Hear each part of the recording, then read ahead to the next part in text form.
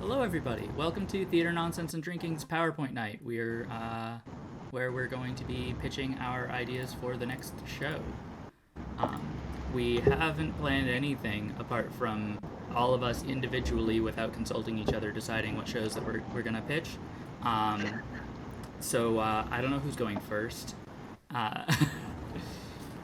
Does anybody have a burning desire to get their PowerPoint out of the way? Not at all. All right, cool. Then we'll figure out a method for handling it in a minute.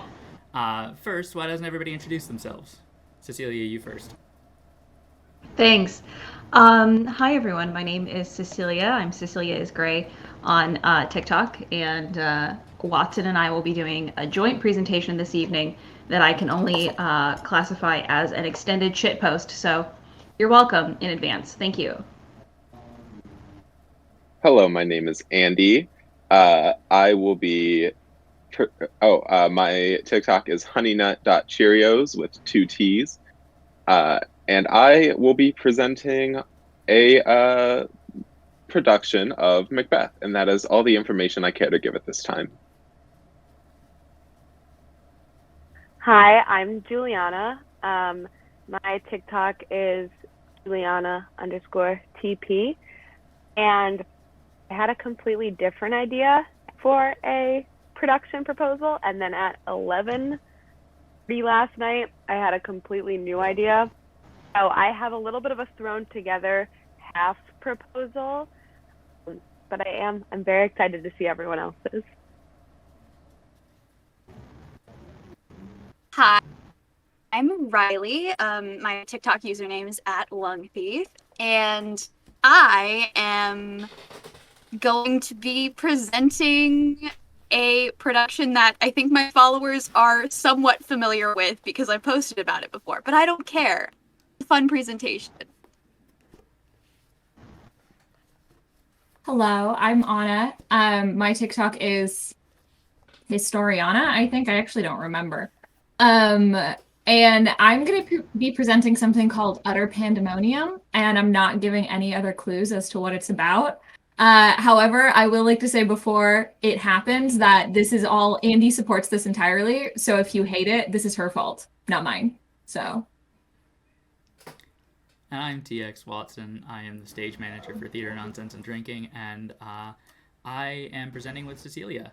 I will add one more piece of information that Cecelia didn't give, which is that our show is an adaptation of Julius Caesar. Now, unless anybody has anything else to add, I am going to roll a die and see who goes first. Cecelia, you're 1. Anna, you're 5. Everyone else interpolated between those, and if we roll a 6, we re-roll. Anna, you're first. Yes! Let's go! Hey, welcome to Pandemonium. I have to share my screen, don't I? I don't know how to share my screen. Okay, how do I... Have you tried pressing the share screen button? Yes, and then the thing I'm trying to share didn't come up. Well, that sounds like your fault. It sounds like your fault. Can I just share my whole screen instead of an application? Does that work? Yeah. Okay. What can you see? Can you see? Okay, cool. You guys can see a nightmare. Yeah. Okay, cool. My presentation is called Utter Pandemonium. Which screen do you guys see? Do you see the weird version of it or the regular version?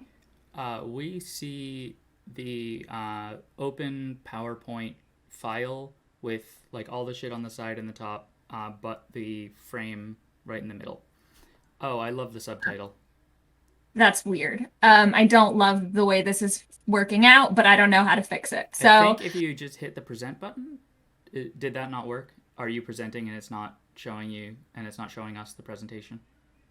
Yeah, I'm presenting and it's not showing. Wait, what do you see now? Still, the Motherfuckers. Okay, we're just gonna live like this, I guess. Unless I can figure out. Do I have to go first? This is really a nightmare. We can switch to somebody else to go first. You've already got it open. Fine. I'm fine. Okay, whatever. We're just gonna look at whatever. We're just looking at it like this. This makes me really sad. Anna, I'm making somebody else go first. Thank you. Okay. I love you guys. I rolled a 5 again. I will be trying again. 2. Andi. All right. I guess this Gigi's is here, by the what. Hi, Gigi. Hi, Gigi. I guess this is what karma gives me for making fun of Anna. All right. Should be opening Firefox. Can you guys see it? I am currently seeing loading signs. Is loading. Oh, man. Not as easy as you thought it was, huh? 1 second. Can we just make TX go first? TX knows how this works. Oh, Cecilia's sharing mine. Damn it. Cecelia, do you know as much technology as TX does? I mean, the answer is no, but I feel like we can probably just get it to work and it's fine. This is fine. We're all fine. This is fine. Is it still loading? It's still loading. Yeah, Cecelia. All right, my network might not be capable of streaming, so I can, when we get around to mine, I can share it with someone who has better Wi-Fi. Yeah, those of you who are having technical difficulties with sharing your streams, I think now, while Cecelia and I are presenting, would be a good time to also just like package your streams, package your slides, send them to somebody, and have them click through them for your production. So you're saying we should send them to you? No, don't send them to me. I have too many things open in all of my windows, and I can't have one of the screens taken up by a presentation. I have a pretty reliable network, I think. So. Okay, so everyone can see. Yes, we're ready? Yes, the presentation is working. Talk amongst yourselves for how you're handling the rest of this. We will be starting. So TX and I, this started as a joke. And as someone trained in classical theater, I'm physically incapable of not yes-anding someone. So the joke started, and I kept yes-anding TX, and it has escalated to this point where we are suggesting that we actually do this. So this is the Fishingboatproceeds memorial production of Julius Caesar by William Shakespeare with special guest John Green as Caesar, pending his response to an invitation by a Tumblr fan mail. Now, if you do not understand this reference, so we're framing this production of Julius Caesar as taking place right at the point where John Green was about to abandon Tumblr because it is a vast hellscape. So that's like the 2014, 2015 Tumblr era, just so we all have a handle on like what the time period is and what we are thinking about it. So we're starting off with special guests. John Green will be invited to play the role of Caesar, prioritizing Tumblr fan mail as a mode of communication. I will be inviting Tessa Violet because we're mutuals on TikTok. So I'll be sending her a DM on TikTok, and I will report back if she breaks the mutual over that request. And I would like to invite Hank Green to read stage directions. I will be waiting for the block any day now. We already have a mildly tenuous relationship in that I am very annoying for him a lot of the time. People tag him in my comments too much. So yeah, I think at this point, Cecelia and I have both blocked Hank Green's username in our comments just to avoid annoying him. We felt bad because we know it's just an employee. And her name is Peyton, and I know who she is, and she's just getting thousands of comments a day. Anyway, I'm trying to cut down on her workload.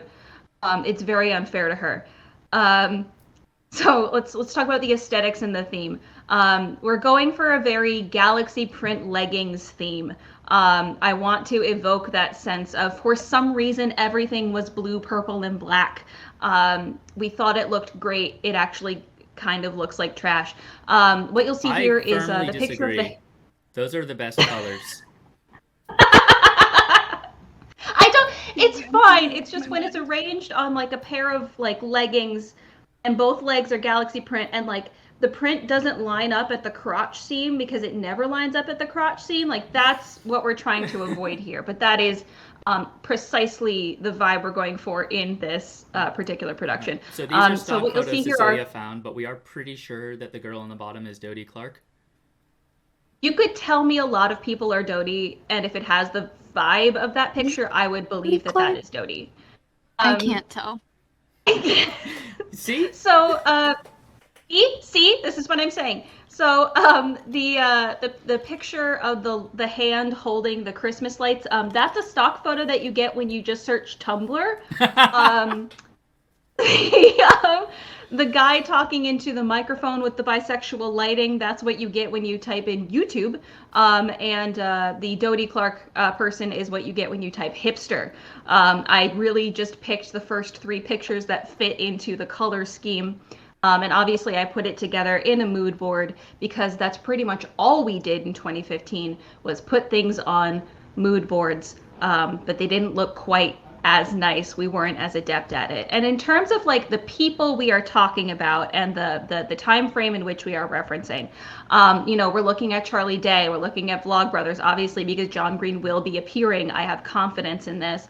We're talking about Mamrie Hart, Grace Helbig, Tessa Violet when she was still Mika Kitty. I didn't notice this until just now, but I'm pretty sure Charlie Day and Tessa Violet used the same box dye on their hair in these pictures.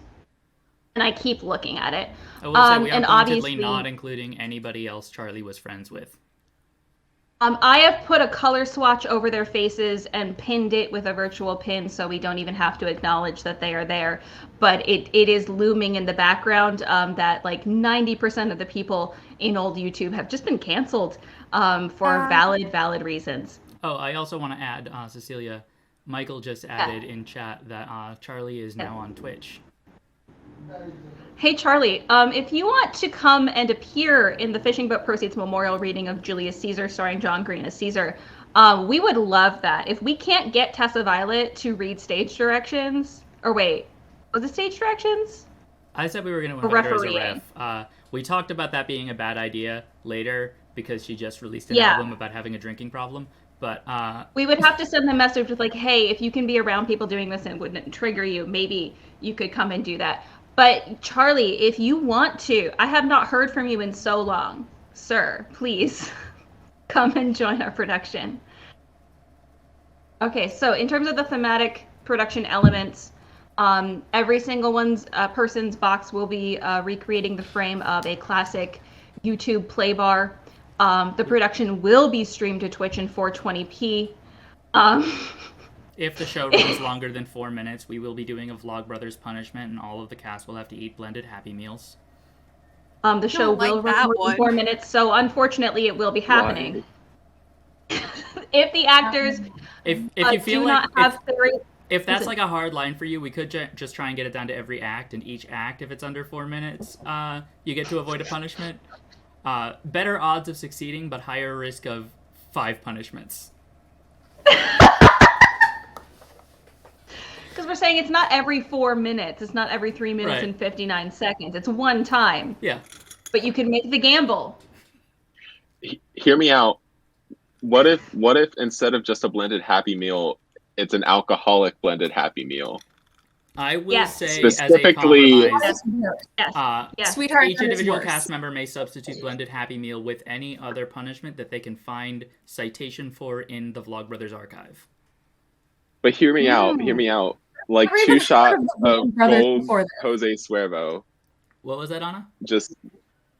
I've never even heard of the Vlogbrothers before this. I don't know. Then this is going to be very confusing all the way through. No, this is already so confusing. I don't know the names of any of these people you're talking about. I'm just along for the ride as best as I can. Excellent.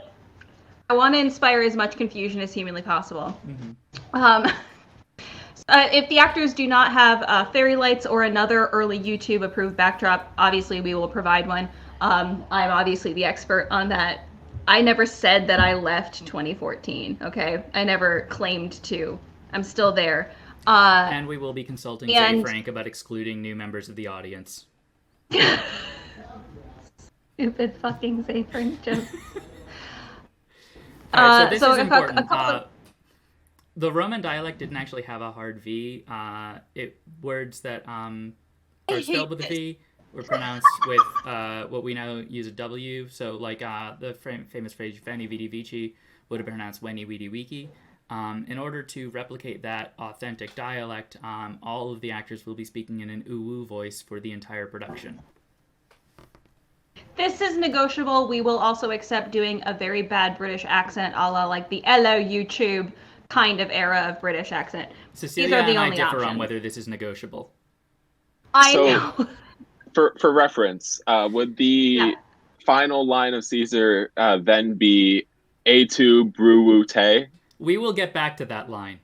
We will revisit that. We do consider that a pivotal moment. We are going to describe a few pivotal moments within the show to give you more of an idea of what we're talking about. Also, several actors will be wearing Dan and Phil style cat whiskers for authenticity. Very authentic. Yes. So here are our key scenes. We've made some subtle thematic changes. For example, in Cassius's speech regarding the fault not in our stars but in ourselves, we have had him refer, rather than to Brutus, to Hazel Grace. Which, who, as we it all does know, is mean the protagonist that of The Fault in Our Stars. It does mean that we are changing Brutus's name to Hazel Grace. I don't know when we're going to introduce the nickname, but it will come up early in the show. Does it have any bearing on the character? Absolutely not. It's simply the name to make this one specific joke. Next up, rather than yes. to Brute, we are having Caesar and Brutus exchange okay. Again, because of The Fault in Our Stars. Yes. And finally, Mark Antony's speech at the funeral will be replaced by Augustus Waters' monologue about Hazel misusing her wish. Yeah.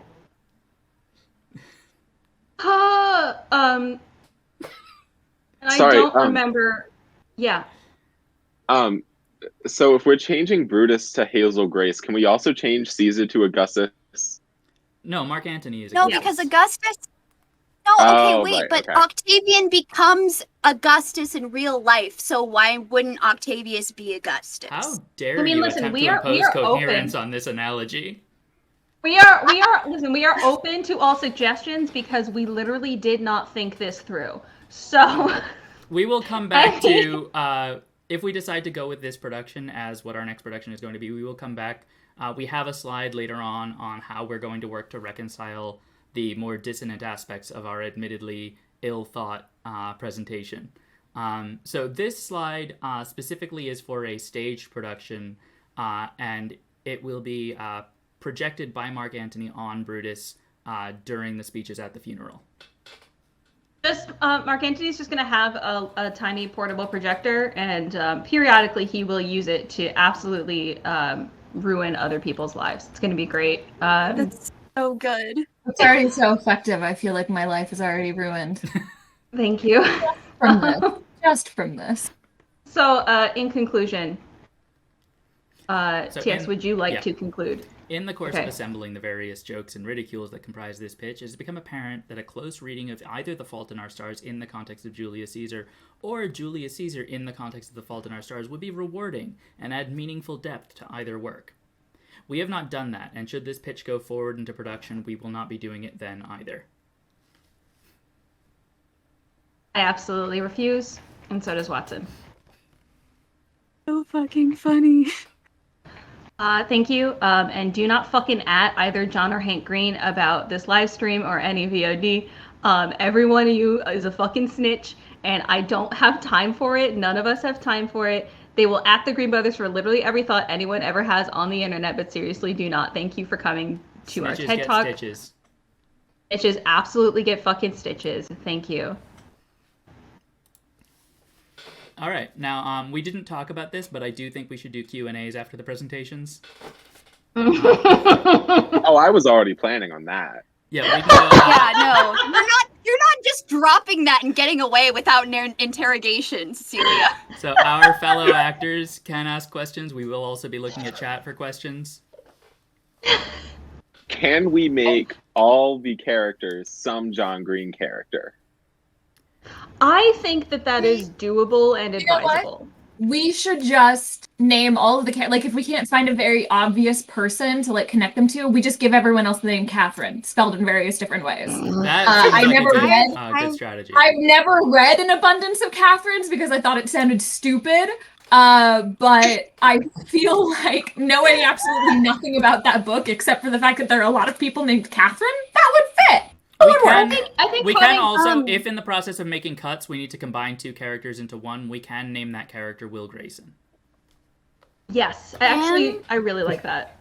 And the coronet that Caesar is offered by Mark Antony be a flower crown. I feel like that's only appropriate. I did not plan on anything less than that. So in naming the characters after, specifically the Fault in Our Stars characters, so like the soothsayer would be Isaac, yes? Absolutely. Yeah! What did I say about close thematic mapping? You may do it. We will not be. We are simply here to hand you a terrible idea and walk away. You can flesh it out as you wish, but I love the idea of Isaac being the soothsayer so much. Ginger asks, is the flower crown a metaphor? No. Michael asks, underscored by a ukulele? ? Obviously. I feel like I mean, we actually, this have would be a great... ukulele player in our theater troupe, so I think we I definitely was going need to go say with this would that. be a wonderful way to utilize Sawyer, but also a terrible way to utilize Sawyer. Sawyer. Utilize feels like an appropriate word here because, and this is pedantry, but utilize means to use something for something other than its intended purpose. Yes. Because Sawyer should really never be forced to Score do whatever a John it is Green we are themed production forcing of them. Julius Caesar. No. It feels like a severe misuse of talent. It's okay. He'll still do an incredible job regardless. I know. Oh, yeah, definitely. I just feel like, honestly, The Fault in Our Stars being written was just John Green's long con make this happen. I really do. I think Yeah, actually. That's so right. I do think that we will find out whether that is true based on whether or not he chooses to arrive and play Caesar. Michael is asking a question that I also have. What is the question? Okay, no. Michael I'm not asks, will going the to cock say it. monologue You be should read it. included? We feel that it would be distasteful to actually make the show about John Green's harassment. Yeah, I figured as much. Would there be other aspects of Here's the not thing. not his specific harassment, but the culture of 2014 Tumblr? Oh yeah. Oh, yeah, I mean, no, listen, I think absolutely. the whole thing is like the fact that Caesar exists and it's just like a bunch of fucking toxic people being toxic is a pretty good setting for 2014 Tumblr anyway. Like we've already got like a lot of the undercurrents of like everyone just kind of hates fucking everybody, which is nice. Yeah, it would be in poor taste to include like John Green's favorite taste posts, but I want it to be lingering in the back of your mind always. Like I want everyone anticipating that being something that we bust out, and it never happens, but I want them to feel that kind of anxiety of like, oh, they might start talking about the awful things. No, we're not going to, but I want you to think about them. I do want to say, I want though, you to while we're feel on the that topic of anxiety. 2014 Tumblr, that we could, and this hadn't occurred to me while we were putting the slideshow together, but we could stage the killing of Caesar in the ball pit. Can we change the pulpit to a ball pit? No, that's what I said. Oh, the pulpit. Yeah. Yeah, no, that's, great idea. The pulpit. Excellent. It's the ball. We put the corpse on display in the ball pit. In the ball pit. And then you like as it's you hear somebody yelling like, "Don't go in there! Someone peed in there!" And that's like the end. Oh, Michael asked, will there be any references to DashCon, which I think we've settled that. This is really Cass could exciting be a for me. Homestuck cosplayer. All right, so we're not making any commitments tonight on what we're doing next, but temperature check. How are we all feeling about the Fishingboatproceeds memorial production of Julius Caesar by William Shakespeare, starring John Green as Caesar, if he agrees, asked by a Tumblr fan mail? as a member of the admin team, I'm feeling great. I think this is a doable thing. Someone who's Especially the moving part- across the world and probably will not be participating in this production, I want you to do it. Listen, we can change yeah. the time zones. Like, we can work around your schedule. Oh yeah. Oh, you shouldn't have to. That's not a big deal. Don't We worry want about to. Your participation is important to us. Yeah, but the whole point of like my presentation and my goal for this is to force you guys into the most chaotic, difficult thing in the world and then just Okay. disappear. And then just disappear. Oh, then I'm Like, sorry that's we it. went before you got to do that. Well, here's the thing. TX and I were saying this afternoon as we put this together at like 12 o'clock. We were saying like worst case scenario, we actually decide to do this, which was the moment we put in the slide of we will absolutely not be doing a close reading of either of these things, nor will we be like putting any work into this. So if we choose not to do this, having it on the back burner is not the worst possibility. It's just nice to know it's there. And it's good to get this idea out of my head and into the world, because I don't like holding any of my thoughts in ever. Oh, God. All right. Anybody else have any Who last wants questions? to go? I don't have any questions, but I do want to say that as someone who knows literally nothing about 2014 Tumblr, I'm excited for this to be my first exposure. Fantastic. Wonderful. You're so good. Oh. Such a sweet little child. Sweet I child, I was so 14 when 2014 Tumblr was there. I just wasn't on Tumblr. So I'm just sweet. like this because of God knows what. Michael asks, will any of the sections be structured as an AMA with anons?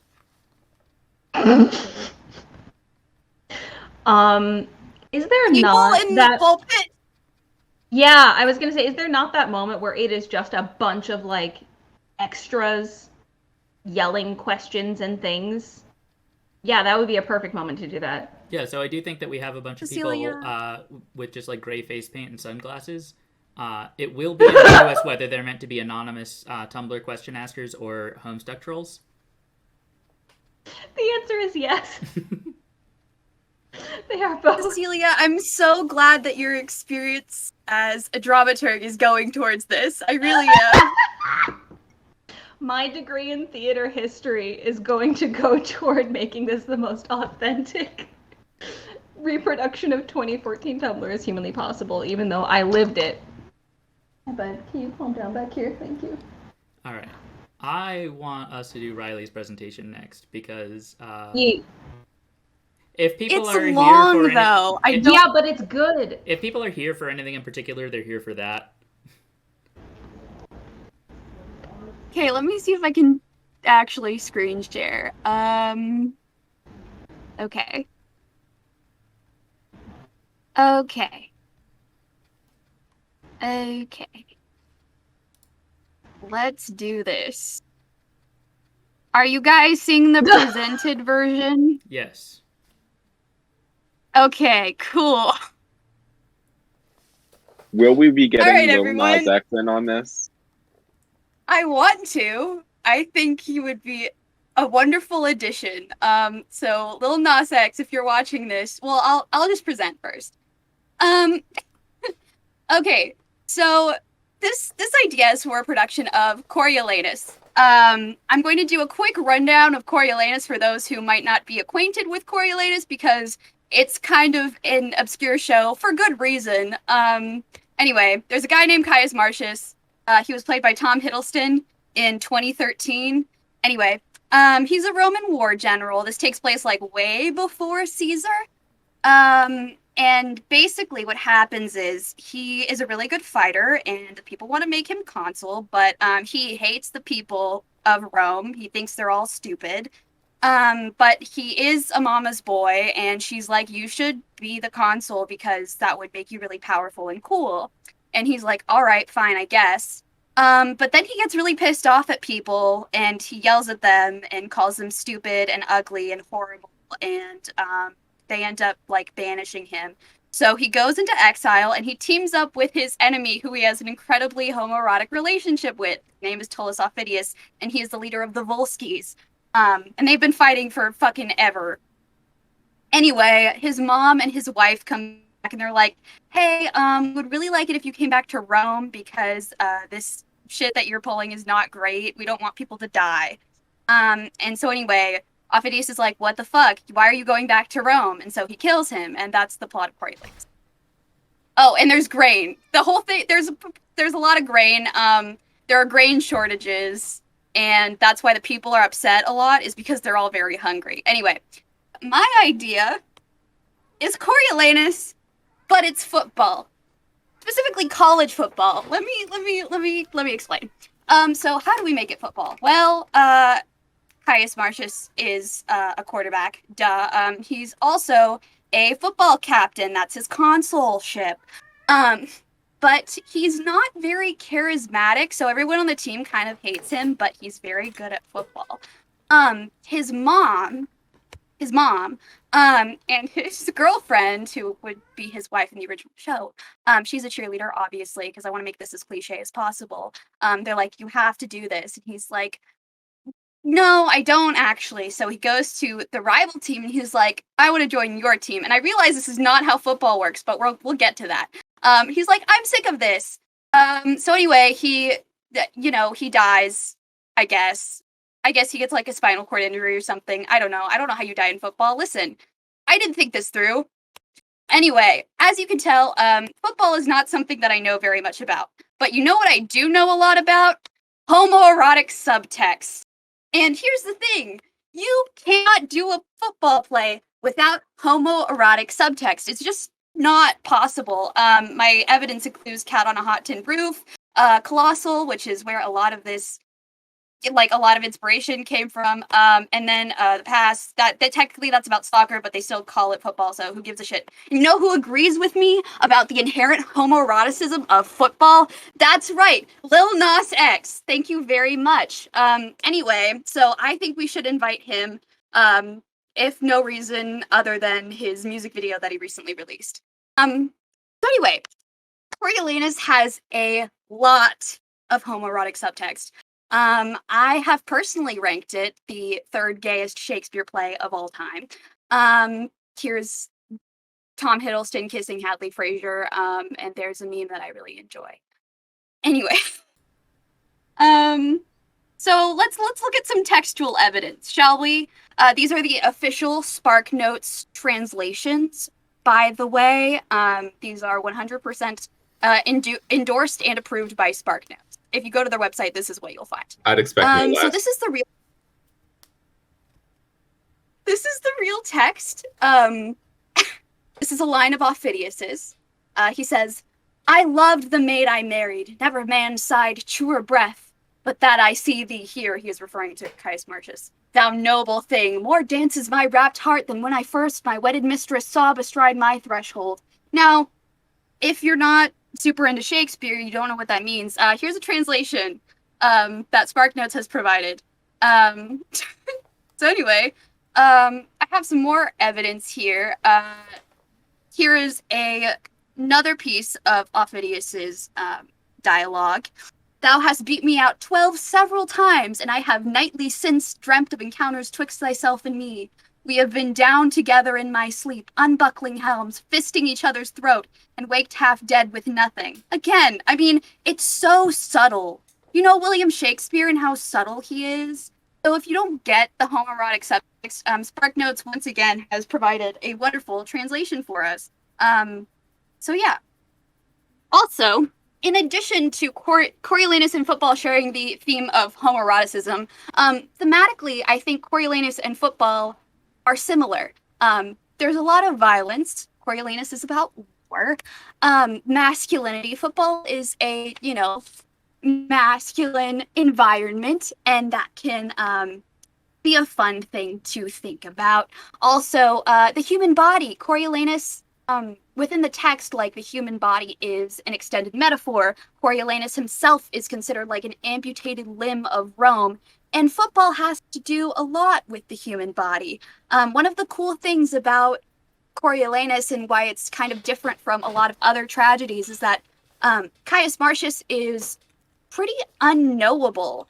He doesn't want the audience to know him. He doesn't want the other characters to know him, really. He's not like Hamlet or Richard III, where they just speak for fucking ever about their opinions and thoughts and desires.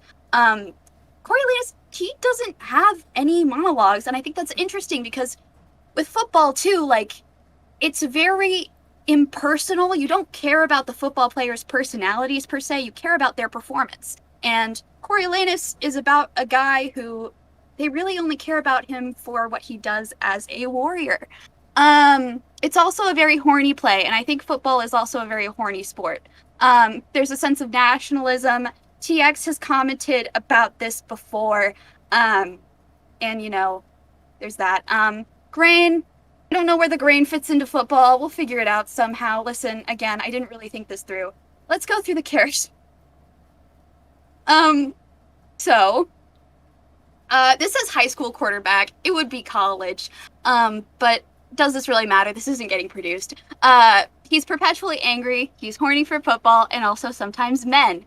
Tullus Aufidius is the rival quarterback. He is gay, and he resents Caius Marcius because he is better at football than him. But he's the one responsible for his injury, whatever that may be. Virgilia, Coriolanus' wife. She's a cheerleader. Again, I want to make this as cliche as possible. She's very loyal, very kind, and deserves better.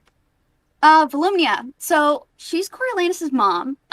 She is like the driving female force in the show, and I think that would be good because football moms are kind of fucking insane. I live in Texas, so I've been acquainted with a few football moms, and they're kind of wild, not gonna lie. So I think this would be a good venue for that.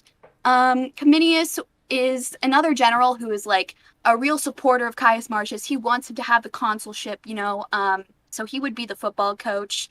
Menenius is like Coriolanus' father figure in the show. He's just some guy, pretty much, so he's probably like someone who isn't a football player who's just like, hey, maybe you should stop being angry at everyone. Brutus and Sicinius are originally tribunes that are plotting against Caius Marcius, but they're probably just other football players who don't like him. They're also snakes. Young Marcius is Caius Marcius' son. He would not exist here, or he would maybe be like his little brother or something. I don't know. He barely has a role in the original show anyway, so whatever. Here's a mood board that I created.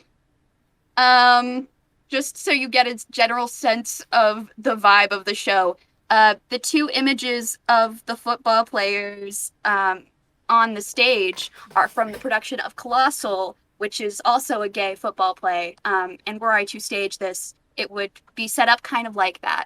So there would be a football field, and everyone would be in football gear. You know how it is. So anyway, in conclusion, this idea has no flaws. This is exactly what William Shakespeare would have wanted, and the RSC should hire me to be their creative director. Do they give a shit about American football? Probably not. Should they still hire me? Absolutely. Anyway, thanks for coming to my TED Talk. That's my presentation. Question. Yeah? So, like, what if, for some reason, Coriolanus' football team had, like, a tradition of just, like throwing grain all over the field after they win? You know, that would be good. Like, instead of dumping Gatorade, they just dump grain. Somebody in chat did say Grainerade. Grainerade. Pretty early in the call. I was gonna say the grain connection is fine for me as somebody from the grain part of the families from the grain part of the Midwest. Like, if they are not Texas football, if they are Midwestern football, that grain connection is just like implied. Everybody's uncle is a farmer and only grows feed. Yeah, there's a lot of parts of the that's the only country thing they where can the make money football off field of. is the only field in the country not covered in corn. I feel like exactly. if So I true. feel like if it's Ohio State, it works. Yeah, Ohio it works. football. If we want to do Totally something works. that's wildly implausible and has no correspondence to any kind of reality, we could say that the football team is fighting to stop the school from turning the football field into a grain field. Oh my goodness. That's amazing. I think we could use the grain as like a metaphor because my college football team, they did something called the Apple Cup. Maybe they could do like the Grain Cup, like sort of like the championship the title of the championship has to do with grain, and so they're pissed off because they're not getting like the championships or like they're not winning any trophies, and so they're like, there's not enough grain. You're doing a bad job of being our football captain. I don't know how football works, and I don't know anything about this play other than what you just said. I do also want Get to the say, fuck though, out of here with you your... said that there's a lot of grain in Coriolanus, and then you immediately said that a grain shortage is a major part of the plot. Is that not very little grain? Stop it. The thing is, like, the patricians are hoarding grain from the I see. plebeians, so like some people have a lot of grain. So maybe other this people is don't. So it's maybe an this is inequitable distribution of grain. Wait. So if we're going with the metaphor of it's like the name of the cup, can we have this be like a private school versus a public school? Can we have it be like the underfunded public school is the rival team, where we have that conflict going on between Coriolanus and the other dude whose name I don't remember because I have no short-term memory and I just drank a lot of alcohol? Totally. Yes, I think that would be great. I do Okay. also want to suggest for young Marcius just like a very eager freshman who's a huge fan of the protagonist. What if he's the mascot?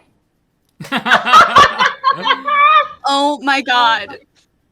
That would be be very good. Riley. I think that's The a great mascot idea. could also be like a stalk of corn. Riley, No, Deca52 those Aces aren't in chat sauce. has a challenge for you. Shockers, Wichita State, their mascot is wheat. Riley, Finally. you've been challenged in chat. Deca52 Aces says, you know what could be gayer? Wow. Okay. Well, you know What what? Then I guess we'll do it. What if they play football and drag? I also Finally. have a suggestion for the father figure whose name I don't remember because I also have no short-term memory. He should be like a It's history okay, they teacher. all have Isn't that what stupid people always names. say? It's like Yes. the history teachers are the 1000%. ones that Yeah. like the angsty emo like high school kids are always like best friends with. Yes. Absolutely. He has a couch No- in his no, classroom it's that the everyone English goes teacher. to in 10th period. Yes. I mean, it's any humanities teacher. But Any True. humanities teacher, Andi. especially if you're closeted. there are very few men in our theater troupe. If we do this show, we will be doing it in drag. Good. True. Technically, yes. It'll be opposite Shakespeare in his time. Also, I have an idea for how to kill Coriolanus. So you take the football. I already love where this is going. and then For a second, I forgot that Coriolanus dies in the script, and I thought you were just brainstorming how to kill Coriolanus in the abstract. Like those "How would you kill Superman" conversations. So okay, so you take the football, and you instead of pumping it up with air, you just fill it up with like gunpowder. and then he takes the You were football. gonna say like razor blades or I- something. No, and he goes, "Hey, Coriolanus, catch!" And then he throws it really hard, and the impact. He catches. I don't think that's how the He physics throws the would football work. so fucking hard that it causes a spark and it explodes. Or like, Well, no, because it doesn't have to be spark. It can just be pressure. how about like a cleat, a football cleat to the chest, a football cleat to the throat? I feel like those cleats You are guys know it's spiky. In football. order to You know successfully... it's football. You don't have to make something up. Football is very Yeah, no, dangerous. it's very violent. Very sensible a conclusion of like probably a spinal cord injury. Yeah, you could just Like that would die. make perfect That's what sense. happens in You could just Colossal. die. I stole most of this from Colossal. No, I like football. Memory loss. Concussion and I memory loss. like football too. Boo! Get out of here with your realistic ideas. The thing about the football... Charlie, why are you The thing about so filling mad a... at me today? The thing about filling a football with gunpowder to use it as a bomb is, the material of a football is a flexible membrane, so it won't successfully hold pressure. You would need to make the football out of like a very tightly constrained metal, at which point I think throwing it at somebody is likely to kill them regardless of whether it explodes. Even You know, better. We're missing the most obvious solution here, which is really depressing, so get ready for it. This is America we're talking about. No. There's No. That is No. true. No. No. No. Yeah. No. No. I understand. Come on, a bomb is... This isn't fucking Columbinus. We are not doing that. I can't go through that again. I had to be the one throwing those gunshot cues. No, never again. I just think that if a play is about school No, shootings, I'm it should be scarred. about I school will swear that shootings, I'm not scarred. just like have a school shooting Yes. in it near the end. I agree. Like, you can't have a gun fired in the third act if you don't set it up in the first. This show is not nearly serious enough for any. Oh wait. Any- I had an irrelevant question. You said it was the third gayest Shakespeare. What are 1 and 2? Yes, I was also going to ask that. Yeah, Thank I you. forgot that I had that question. No, I was curious about that. So I have one prediction. I'm trying to remember. I'm trying to remember my ranking. I know that 12th Night was first. I do know that. Gay. I'm trying to remember what the second one was. Merchant is really gay. I was going to say, Gay. I think it's either Merchant or... Hold on, let me get my list of the top 10 gayest Shakespeare shows. 1 second. Merchant, I have this in my notes. Merchant is up there. I mean, like, Midsummer exists in a queer universe. Like, there Sure. is no unqueering Yeah. of Midsummer, Right. but it doesn't have the homoerotic subtext. Not nearly as much. Right, you as... turn to any play that has the character with the name Antonio in it. Their Michael lives versus are Hamlet. answered. Yes. I As mean, You is Like It was the second Hamlet one. is Hamlet a fruity little man? Yes. Hamlet is a very fruity little man. Honestly, what's do gay? you guys wanna hear what's my gayer list? than Merchant is having pretty gay. 6 soliloquies? I want your Nothing. list, because if Merchant isn't 2, it's got to be 4, right? It's Merchant, up there. I think, is 4. I think it was tied with As You Like It. I can't remember. But the plays that I do have on here are Troilus and Cressida, which there are real gay people in that one. Like, it's not even subtext, there's Real just gay people. Okay, but we all know from media that having actual gay people in a work is not any guarantee that it's a gay work. It's true. That's very true. Merchant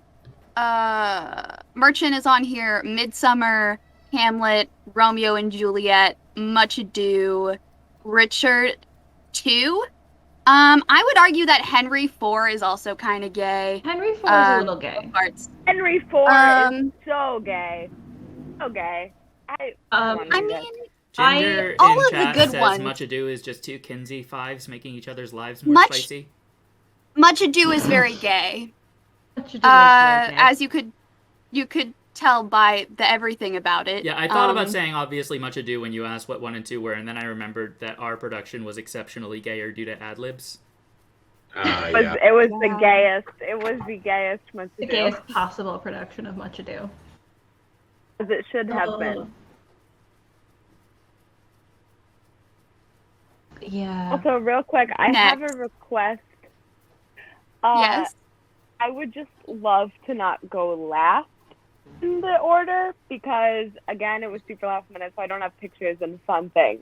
So I don't care if I go next, second to last. I don't want to go last. Just before we keep going. And Also, Andy to Go go last. last. Another irrelevant thing. Riley, can you change the picture of our Discord to that picture of Shakespeare in front of the gay flag holding up a gun? Okay, hold on. Because that's Wait, my let me see. favorite Can I picture share? I've ever seen. That's the picture that I have for my personal Discord. Never mind. And I still will change it to that. It's one of my favorite images too. I love it very much. Thank you. I We'll will do change it that. to something else for the next show, obviously, but I do feel like that is the neutral vibe of the backstage Discord. I will so miss one that's up right now. I do love is that. such a I do beautiful love that image. one. Thank you. I'm glad you enjoyed my presentation. Who do you think Lil Nas X should play? The rival. I think Lil Nas X should just like show up every once in a while and just like The kid. I think Lil Nas X should there play is- Lil Nas there X. is We should write in a new part. yeah, I think we should add a Little Nas X who's like I think we should make Alphidius and Coriolanus a throuple with Little Nas X. Oh my god. Okay, this only is some good completely ideas. unrelated, but I saw my school's production of Midsummer last night, and it ended. So they changed Lysander to Lysandra, so she was a girl, and it ended with Hermia, Lysandra, and Helena getting married, and I think that's very important. They all got Finally. married to each other, Love and it. Demetrius fell in love with himself because there were two pucks, and they put a mirror next to him when he woke up, and so he woke up and saw himself first, so he fell in love with himself. It was a really good production. Anyway, Oh my god, as an avid Midsummer fan and also a Helena Kinney, that makes my heart so happy. it was wonderful. All right, who's next? Gigi, do you have one? Or are you just hanging out? All right, cool. And it's I'm just here to vibe. Anna or Julianna. Laura? Oh yeah. Gigi. I'll go. I can Okay. go. Okay, let's see if this works. Share your screen. Okay.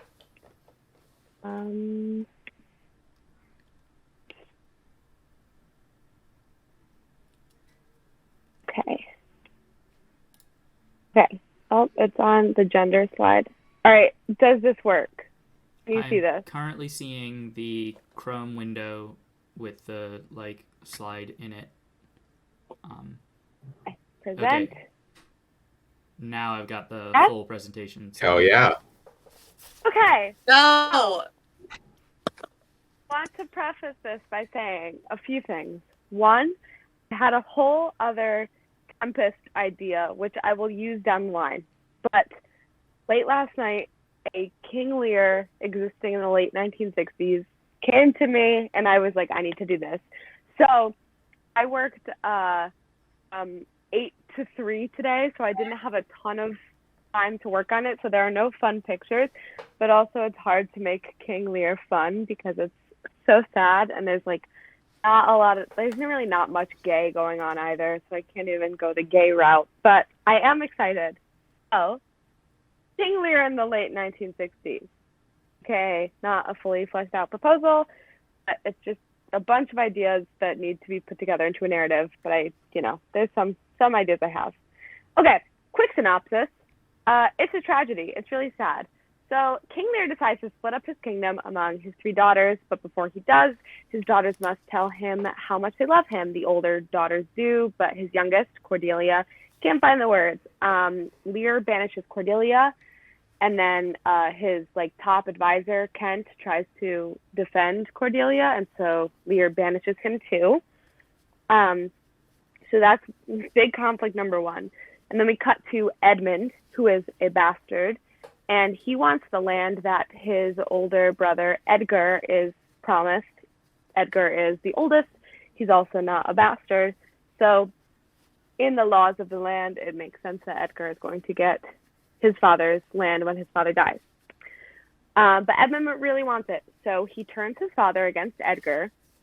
So Edgar flees, and he pretends to be this beggar. And so then back to King Lear. King Lear has a cohort of 100 men, and they party a little too hard at the oldest daughter Goneril's house. And Goneril and Lear fight about it, and then Goneril kicks Lear out. Lear goes to his second daughter, Regan's house, but Regan doesn't want any of that too, so she throws Lear in the stocks. Goneril and Regan kind of team up against Lear, and they're like, hey, Dad, you can stay with us, but I don't want 100 men here, which, I think that's fair. But Lear freaks out, and he runs out into the storm with his fool and Kent, who's disguised, so he doesn't know it's Kent. In the storm, he finds Edgar, who is disguised as the beggar, and Lear's madness starts to show at this point. It's up to interpretation whether Lear's madness began before that, but this is where it starts to really show. Then the Earl of Gloucester, who is Edgar and Edmund's dad, wants to help out Lear. And yeah, for that, Regan is like, nah, that's not going to happen. So her and her husband gouge Gloucester's eyes out. A blind Gloucester finds Edgar, who's disguised, and they find their way back to Lear. But and also now Goneril and Regan, who are both married, want to bang the evil bastard Edmund. Lear and Cordelia are eventually reunited, but they're captured by Edmund's soldiers and are ordered to be killed. Goneril kills Regan because she's jealous about her and Edmund, but then she kills herself. Edgar and Edmund get into a fight when they come across each other, and Edgar figures out that Edmund betrayed him. Edgar mortally wounds Edmund, but before Edmund could die, he's like, you know what? I would change of heart. Being good isn't really something I do very often, but I'm going to say cancel that execution of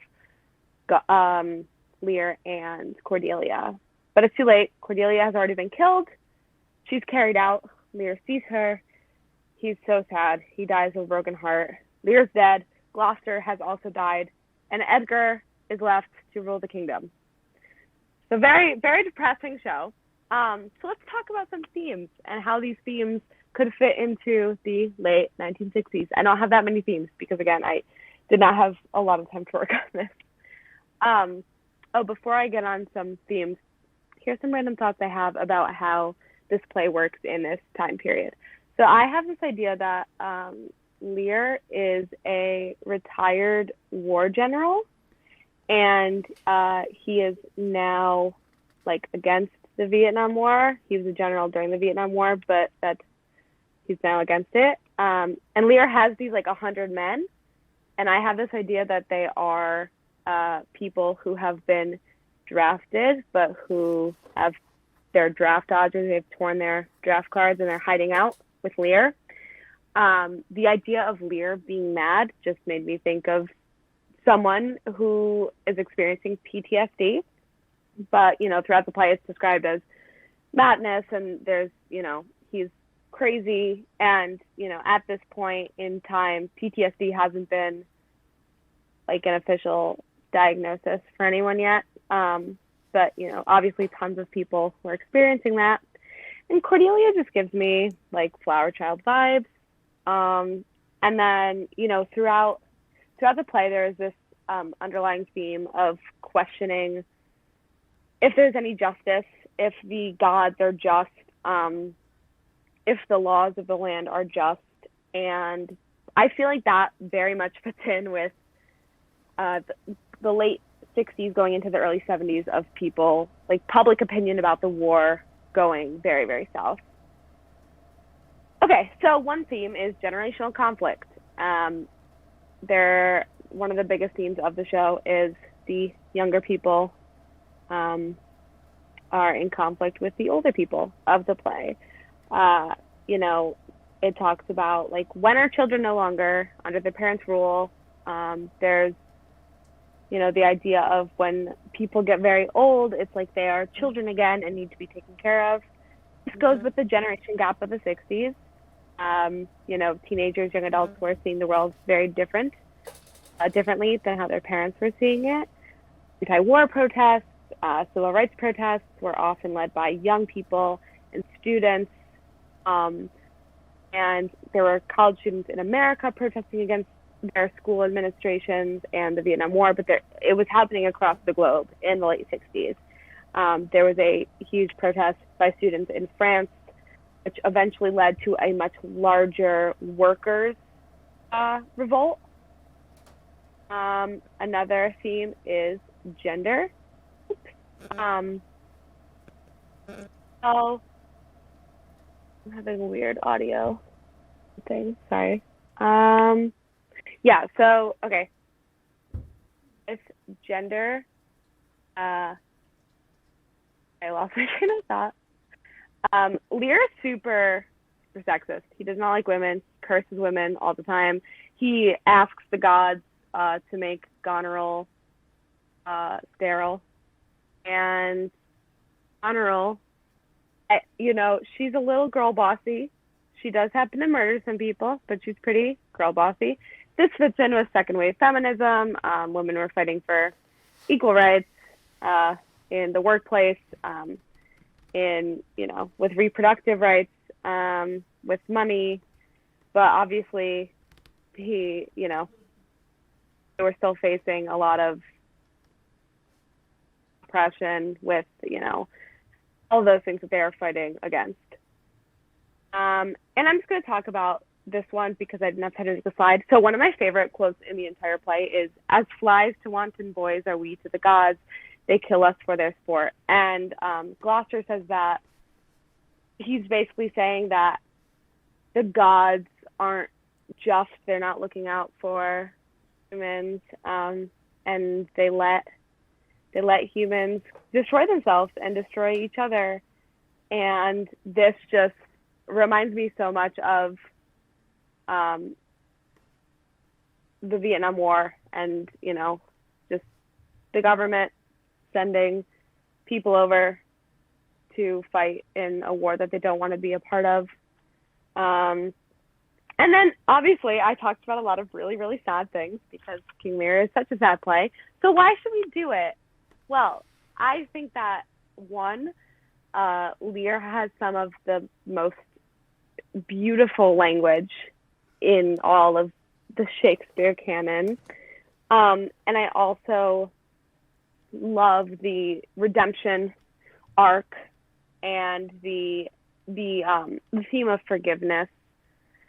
Edmund is a really shitty guy, and he does, a lot of shitty things, but at the end, in his dying moment, he has nothing to gain from going back and trying to reverse his execution of Lear and Cordelia. He has nothing to gain from it, but he decides to do it. In his dying moments, he decides to do something good. And I really like that about the play. And I also just love the hope that comes with the forgiveness in the play, with Cordelia forgiving Lear, and Edgar was completely banished for something he didn't do, and he was out, he was probably going to be executed, and his father was going to let it happen. And Edgar helps Gloucester in his darkest times and forgives his father. And I just really like that element of this play. So I think that even though there's a ton of sadness in it, it's still really beautiful, and there are some really special and heartfelt moments in this play as well. So that is my proposal. Thanks for listening. I love the fact that what happened before was essentially a completely unresearched shitpost and a heavily researched shitpost, and you came in with like, hey, so here's an actual proposal of something we should Yeah, I was gonna say, like, here's a proposal that I, as an educator, would be like, oh yeah, you've done some really wonderful work on this. Let's produce it. That was a really impressive proposal. It was very thoughtful, very well put together. I have some thoughts. Like you talked about the effect of the U.S. government on American citizens in the overseas context of Vietnam, but this is also the same time as like MK Ultra and COINTELPRO. You could also wrap that in the conversation about it. I do worry that this theater troupe in particular would make an absolute mockery of the very heavy themes. Really good idea. It's a really good idea for a serious theater troupe. Listen, once we start in-person once we establish a theater troupe. Yeah, that's why I was like, I'm not gonna go last. This came up just again, like this just came to me in the night, and I was like, I need to write it down. But yeah, I definitely don't think incredible. that.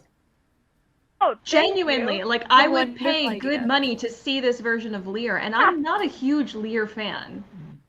Oh, I am. It's my favorite filmed production of a Shakespeare play I've ever seen was the Amazon Prime's King Lear. I don't know why. I was just like, this is fucking fantastic.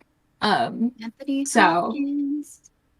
Speaking of making a mockery of serious topics, can Edmund be Richard Nixon? Yeah. Yes, Oh. sure. So, Yeah, so I mean, I agree with all of you that like either nonsense and drinking is probably like via Twitch isn't, not the people a to do a perfect commentary place for on this post-traumatic stress production. disorder from Vietnam. I just figured I'd put it out there. It was a really good One- pitch. You really I think So you good. win It's tonight. so You good. definitely have the best one. We're Yeah, not it's doing absolutely. it. the most well-researched. Like, this is the one there's, like, so much thought behind every decision, and we're automatically like, oh, God, I don't know if I can do it. Thank you. I think once we do more of these streams, I think we should do a pitch for Greek theater, because Andi has an idea for a production of Lysistrata that is also set during the Vietnam War. Oh yeah. Ooh. Okay, I I forgot I anyway, had that. I do think we could hit love our. Lysistrata. I do think we could hit our troops' level of irreverence and silliness if we do Oedipus in the Vietnam War. Okay, I do have to say, Lysistrata also is very Lysistrata- silly. Lysistrata if is you're the familiar with reason Lysistrata. why I'm getting a PhD. So, like, that Really? play is yeah. It's one of those, like, that play. yeah. So, I mean, I'm here for any version of that. We're doing Lysistrata at my university this fall. Nice. I do also want to say, and this is a wild aside, like just pulling off of something you said at the very beginning before you even started your presentation, but you mentioned also pitching the Tempest, and I want to put it on record as early and as often as possible that we need to train somebody else to handle the OBS by the time we do the Tempest, because Al did promise me the role of Ariel. I will do the OBS. I'm promising you that I will do the OBS for Tempest and just be the stage manager for Tempest, because I don't think I have a part that I ever wanted to play in the Tempest. I will also do it because The Tempest is my least favorite Shakespeare play. So, Really? I hate it. I fundamentally hate it. I think it's And I understand that, like, plot-wise, and also, like, the characters aren't the most, like, some of the characters aren't the most compelling compared to other, but the language of the Tempest is just so beautiful. So I think like the problem for me is that was like what like when you're in middle school and your English class does like a Shakespeare unit every year. My middle school and my high school both decided to do a Shakespeare unit on the Tempest. So I had to suffer through it in public school twice, and it just ruined it for me. That'll do like it. None of the other Shakespeare plays we did in school ever were ever destroyed for me, but the Tempest was. It was fundamentally just like, ugh. No, Nothing any of you say about this play is going to make me not want to play a gay fairy who sets fire to a boat. I know. There's the magic of the Tempest is so fun, and also again, some of like just Caliban. It's the most beautiful fucking language. It's incredible. It is so stunning. I just cry over the language alone of the Tempest. I just truly do not have a part that I would ever play. I will run that for you, TX, so you have that. Thank you. Anna, Ginger again, in I just chat don't says see hi to your puppy. This is Olive. She's a chump. Hello, Olive! She's my mom's dog, because I'm at my mom's house and I'm dog sitting for her while she and my stepdad are going and doing a construction progress on their project on their other house. There's another one down there, but she's harder. She's not as like Olive will just like laugh. But here, Roxy, come say hello. This one's Roxy. You have friends. So you have friends. She just now. had neck surgery, so we have to be a little more gentle with Roxy. Do you see? You have friends now. Hi, Max. You've never you looked like at half as much as Olive. Here. It's much easier. No, I'm holding you. That's it. Thank you. You're just gonna stand on me? Okay. It's a good strategy, bud. So yeah, some of you guys remember my dog Pippa. Love She Pippa. can no longer stay with me. She's with my sister, so I'm fulfilling my dog urges with. These guys shed though, which fucking sucks. Ugh, I'm I don't sorry. know why people have dogs that do that. But anyway, yeah, dogs. I do think, Anna, it's your turn next. Yeah. Yeah. Okay, sure. Let's see if I can actually do this time. I'm so excited for this one. I'm And excited then if I for the can't do this, I have Andy's gotta take a presentation. dark turn from my depressing ass proposals. Please, I'm so But it was excited. good. It was Yours so was good. so good. Juliana, your presentation was fantastic, and it was an amazing centerpiece to tonight's proposals because it was the best one. Like, I have absolutely no doubt that neither Anna nor Andy are going to do better than your proposal. Now, just T.X. stupid. What am I? I'm so excited. What could I have Thank you for possibly that. done? Thank you. To Thank you Watson. very much. Was it? Why? Yes. Was it perhaps? Was it my presentation? Andy, was it perhaps you putting it together at 7:45 while we were in this call waiting to go live? Okay, finishing touches at 7:45. But what could I possibly have done to make you think that I would not give a serious and thoughtful proposal? I follow you on Yeah. TikTok. I do kind of know what this is about. Why So, wouldn't you like mine? What could possibly? Why wouldn't you like mine? I'm you very have no idea. Anna, I am I'm absolutely so excited. super excited for yours. I already want to put it on. I don't think it's going to be better, like, as an artistic statement than Juliana's. No, there's absolutely no artistry here. There is no artistry here. So this is just me. This is what makes me happy on the inside, which is Utter Pandemonium, otherwise known as Chaos Shakespeare, otherwise known as an intentional effort to create something that I know is going to make TX's life harder. So good luck. So okay, I don't know how to. There we go. Ah, shit. Okay. So for my presentation, I do just want to go over why I chose this, which has to do with who we are. We are theater nonsense and drinking. I provided 2 definitions for nonsense, but I think we all sort of know what it means. Specifically, though, I want to look at the second definition and how this relates to the word chaos. See, I'm doing some sort of like, I don't know, literary analysis here. I don't fucking know. I'm not an English major. So chaos, complete disorder, and confusion. I think that like foolish and confusion, they go really well together. Like when you act foolish, you are causing confusion. And unacceptable behavior and complete disorder. Well, my completely disordered behavior was considered by my elementary school teachers completely unacceptable. So we can see that these things are also very well connected. Very well connected. So I think that as our goals are probably having fun and making money and doing Shakespeare, I am going to be honest. I have very poor recall with things. And also I'm just like, I don't pay attention very well. So I don't know if we have like an intentional like goals in all of our productions, but I think these are them. But like we do it a little chaotically. You guys remember Much Ado. Like there was so much chaos in that. There was like things were just going crazy. So I propose a truly chaotic experience. Just truly chaotic. Theater is always a bit chaotic because we leave so much up to human error in the moment. It's live. And then also when we're doing things like with technological productions, there's also so much like technology that goes wrong constantly. We know that. We lost a prince because okay, go away. We lost a prince because he just disappeared halfway through his line. Not just a scene, but his line.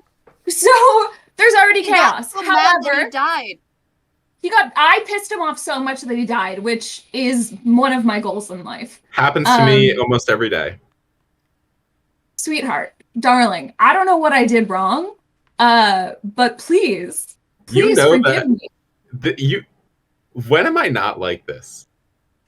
Well, I sent you those photos of me carrying bricks across my front yard at the age of 6, so I feel like you need to be nicer to me. I didn't have to do that. I did that for you.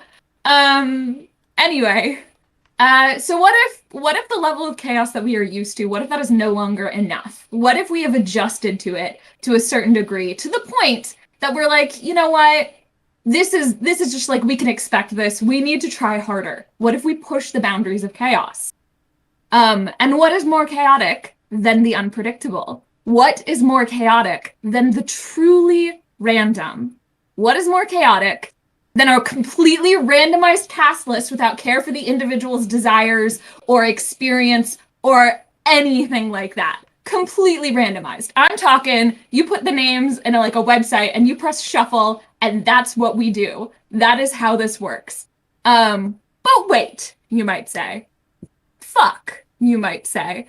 This is an absolutely horrendous idea that disregards comfort levels, the difficulties of technology, and honestly sounds like a pain in the ass. You might say. I don't know. I can't talk for you. I don't believe in, speaking over people. So yeah, I might say to that. Well, guess what? I might say, give a fuck. I don't care. I don't care if this sounds like a pain in the ass. Here's what I'm proposing, and I think that we should do it.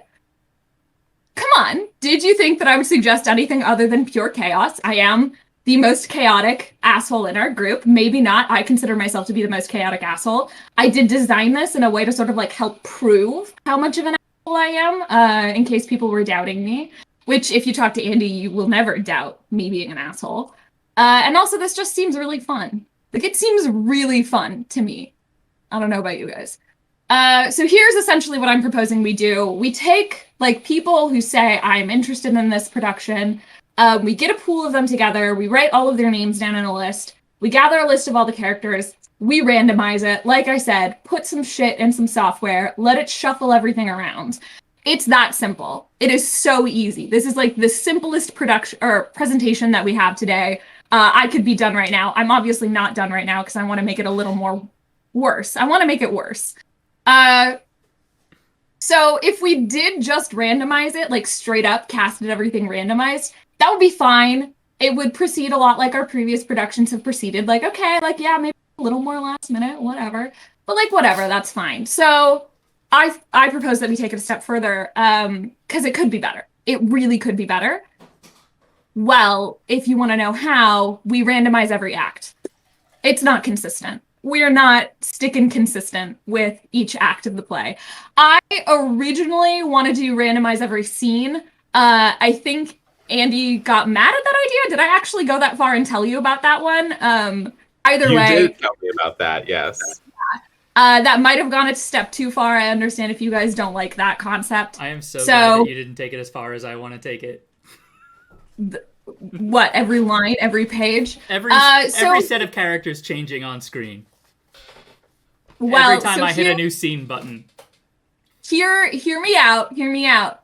So there will be an example. I will run through an example of how this works. But what's going to happen is I suggest we take like a list. We go through an act. We take a list of all the characters in that act, and then we do the randomizing process based off of that. Oh shoot, I had more things I wanted to say here. I made this presentation like an hour ago. So, what I think is most important is we allow people to essentially select how many acts they want to be in. So instead of like writing down on a piece of paper, like, oh, I want to have like big role, small role, you just be like, I want to be in one act. I want to be in two. So here's my example. I'm using A Twelfth Night as my example, one of the gayest Shakespeare plays, according to some people. The gayest, definitively. Definitively the gayest Shakespeare play. Now, to preface my use of Twelfth Night as an example, I have not read Twelfth Night. I have not seen a production of Twelfth Night. However, I have seen She's the Man. And I think that that's enough to sort of guide me through what I'm doing here. So, Act 1. Here's the cast of Act 1, kind of. I just went on Spark Notes, and this is what they told me. And I'm pretty sure there are like other people as well, but this is not my job. I'm proposing, not actually doing.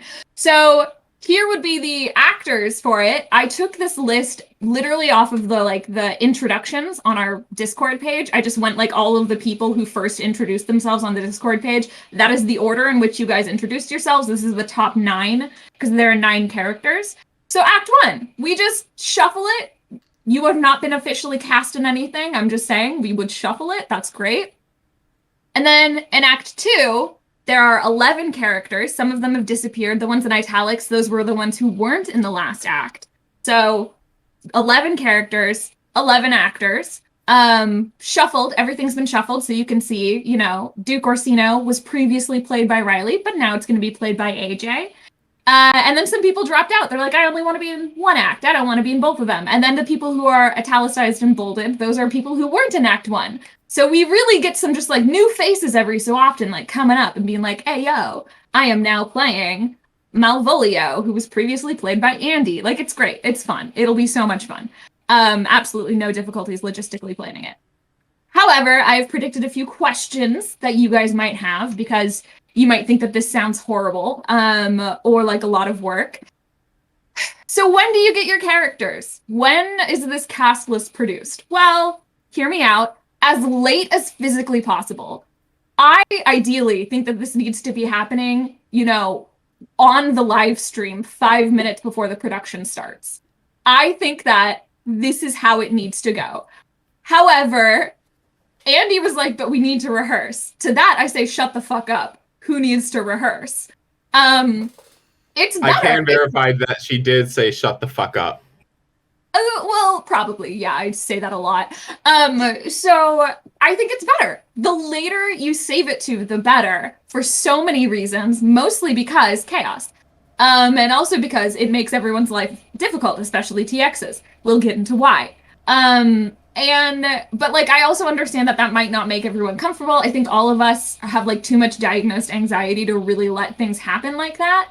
So I would say that in reality, what you could do is you could do it, you know, an hour before, 12 hours before, a day, 2 days, whatever. But like the maximum has to be like whatever is going to get us closest to a panic attack without giving us a panic attack. Maybe some people can have a panic attack, but not everyone. We can't let everyone do it because that's just not as fun. But this way, it also, like, if we give ourselves a little bit of time, then you could do a rehearsal. But ideally, what I think we should do instead is we should have, like, run-throughs as the entire cast just of the script. Maybe we could practice randomizing or something like that just to get a feel for how it works. But essentially, we need to have everyone sort of get familiar with all of the characters, at least have, like, a vague idea. Maybe we would do, like, a watch party of She's the Man, or, I mean, an actual production of 12th Night. And sort of like so we have some familiarity with the character you will theoretically play. I do think it's better if you have an idea of their personality before you like just get up on stage and are like, oh, words. But because this is like an online reading, we don't actually have to worry about memorizing our lines. So as long as you know kind of where your lines are, you're great. You don't have to memorize it. You could learn it literally 5 minutes before. Okay, no. Do I need to click again? Okay, how does the audience know who is who? Well, that's part of TX's job. We'll get into that later. But also, I think this is where costumes have to come into play. So it could be like Duke Orsino, he has to have a mustache. No matter who's playing him, he has to have a mustache on. Lady Olivia has to have a purple scarf and lipstick. Like, it doesn't have to be like actual major costumes, but just little things, like a little like noticeable thing that each actor who plays that character has to do, and that can be arranged in beforehand before you even know who you're playing. But I also think that would be funny because it's like when you have a test and you like have to memorize 20 words and you decide I'm only going to memorize 15, and then the only words that are on the test are the 5 that you didn't prepare for. Like, there are probably going to be some people who are like, I'm not going to get this character, and then we have to watch them like draw a mustache on their face with Sharpie because they're like, fuck, I didn't prepare. And I think that would be funny because chaos. And then continuity. So people who are in or watched Much Ado, you know that sometimes an actor made the decision to give a character a fucking weird voice or like weird behaviors or something like that. And you would have to pay attention to all the people who have played this character before you because you have to carry that through. Like, if someone decided to give a character a weird Italian accent, you will have to do an Italian accent. I can't do an Italian accent. I sound like a...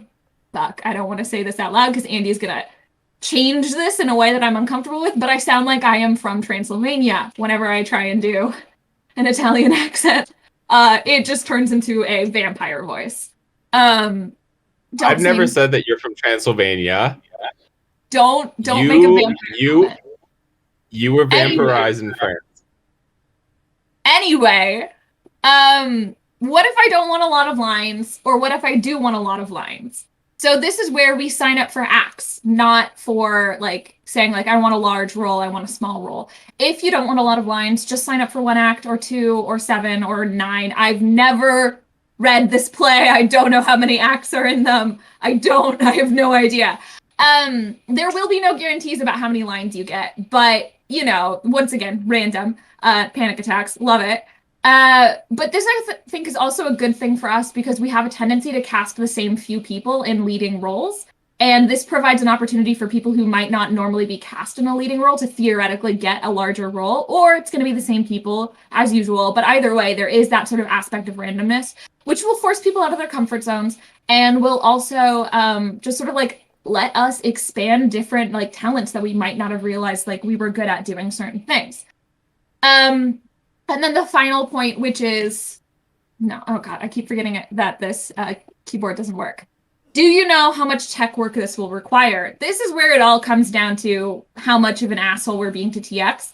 Because I know you were the stage manager for the last production, which involved a lot of like making sure you knew who needed to come onto the screen at what times, and everyone had their little name tags, and probably other things that I don't know because I'm not good with computers, as evident by all of my struggles right now. And I understand that this would make your life incredibly hard, especially if we leave it to the last minute like we should, unless we're cowards. And so I did think that the best way to sort of address this issue is for me to just say that's not my job and I don't give a fuck.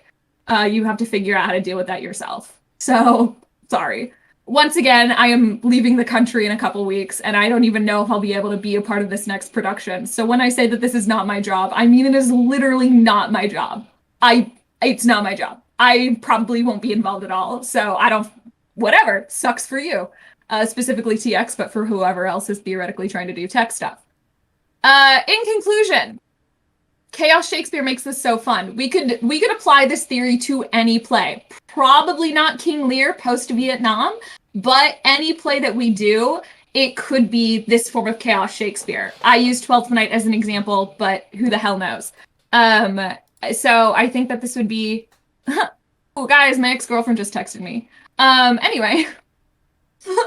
that's awkward, but chaotic. So Chaos Shakespeare makes this so fun. I think we should do it. I dare you. In fact, I double dog dare you. Don't be a coward. That's specifically how I spell the word coward, and you have to pronounce it in a French accent, so don't be a cowhead. Do it. And yeah, are there any questions? Why would you ever back off of doing it scene to scene? Because I am deeply in love with the idea of doing the swap from scene to scene. Anna? Mostly because people thought, or Andi and my mother thought that might be too much work, but that was my original idea, is change it scene to scene. Your I mom. love it. Anna, I love this. Yes. I love you. I'm going to miss you so much. I'm thinking we build an engine in OBS that genuinely randomizes which video files go under which name tags for each transition. Oh my god. So they don't even know. Do that? So you They find don't out even know. Yeah, you find out what lines you're reading every button press when you see the name tag show up under your face on screen. That's brilliant. Okay. Hear me out. Hear me out. Fucking I didn't idea. even know that was possible. I didn't know that was possible. I mean, so- I don't know that's possible, but I do know OBS is flexible. Okay, so see, this is out. such a feasible plan. Hear me out. Um, You get 2 minutes, maybe even just 1 minute to like change your costume as soon as you find out what your role is. I think having a 60-second timer on the screen that starts the second the button presses and everyone has to disappear, run and get a new thing, and come back on camera on time. Yeah, That is a level of anxiety I want to see. I had And on-screen timers you're not for my allowed to quiz. print out the list of like what costume things are. You just have to like remember what the costume things are. You can't print out a list. You can't look at the Discord for it. You just have as much of it like next to you as possible is what I'm imagining. So Yeah. like when you get assigned your character, we just see people on screen going like right now. Ow! I just broke my nail. This is not going well. I think And if that you- is so smart, and I think that like, oh my god, what is it called? OBS. Yep. If that allows that to happen, that would be like a perfect way of doing that. I'm I like even feel 95% we sure could that do it's this, possible in like, OBS, and like 45% you know, sure I can do every it. few plays, and like maybe the first time we do know the play ahead of time. Once our team of actors has, you know, felt comfortable enough with the language of Shakespeare, like down the line maybe, we could even just not even know the play until we start. Can say Can you randomize the Oh play. God.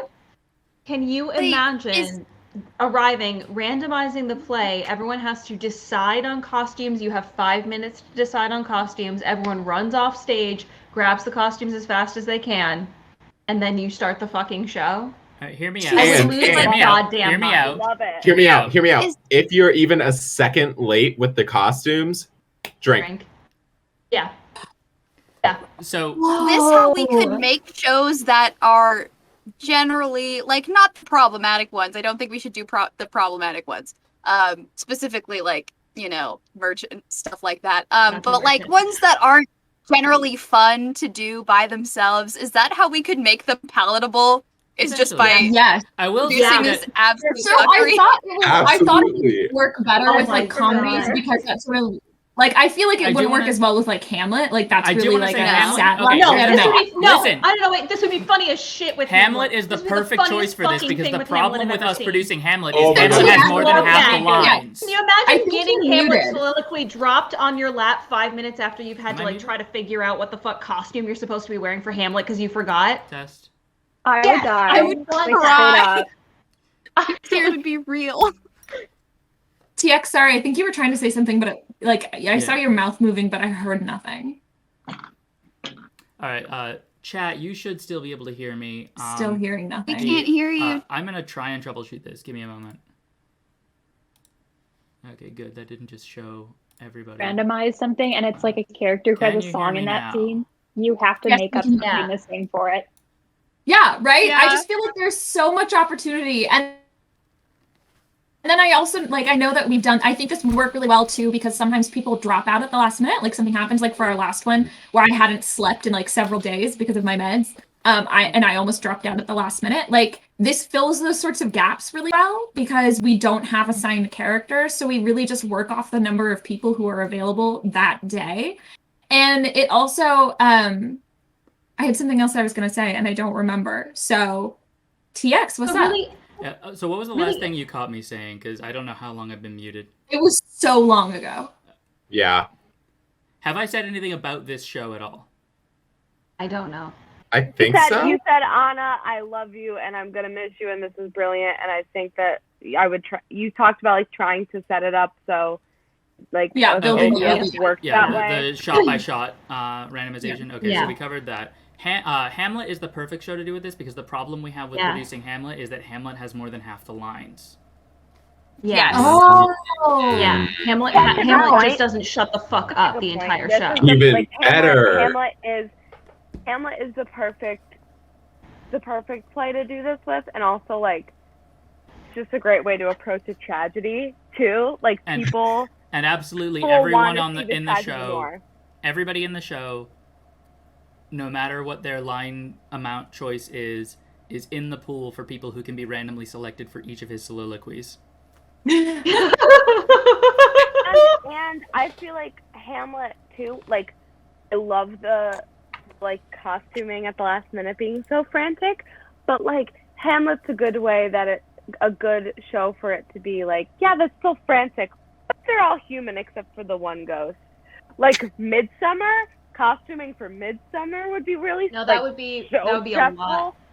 I was gonna Hamlet is a say, good I way to, would- like your toe in. Have someone have an ass's head, just like we're gonna have Yeah. to figure out in advance. Oh, Anna, you can stop streaming if you Oh, want. to. cool. Yes, So I like do. yeah, I like would- I just feel like Hamlet adds some of that, frantic energy. But everyone has clothes that would work all of those characters.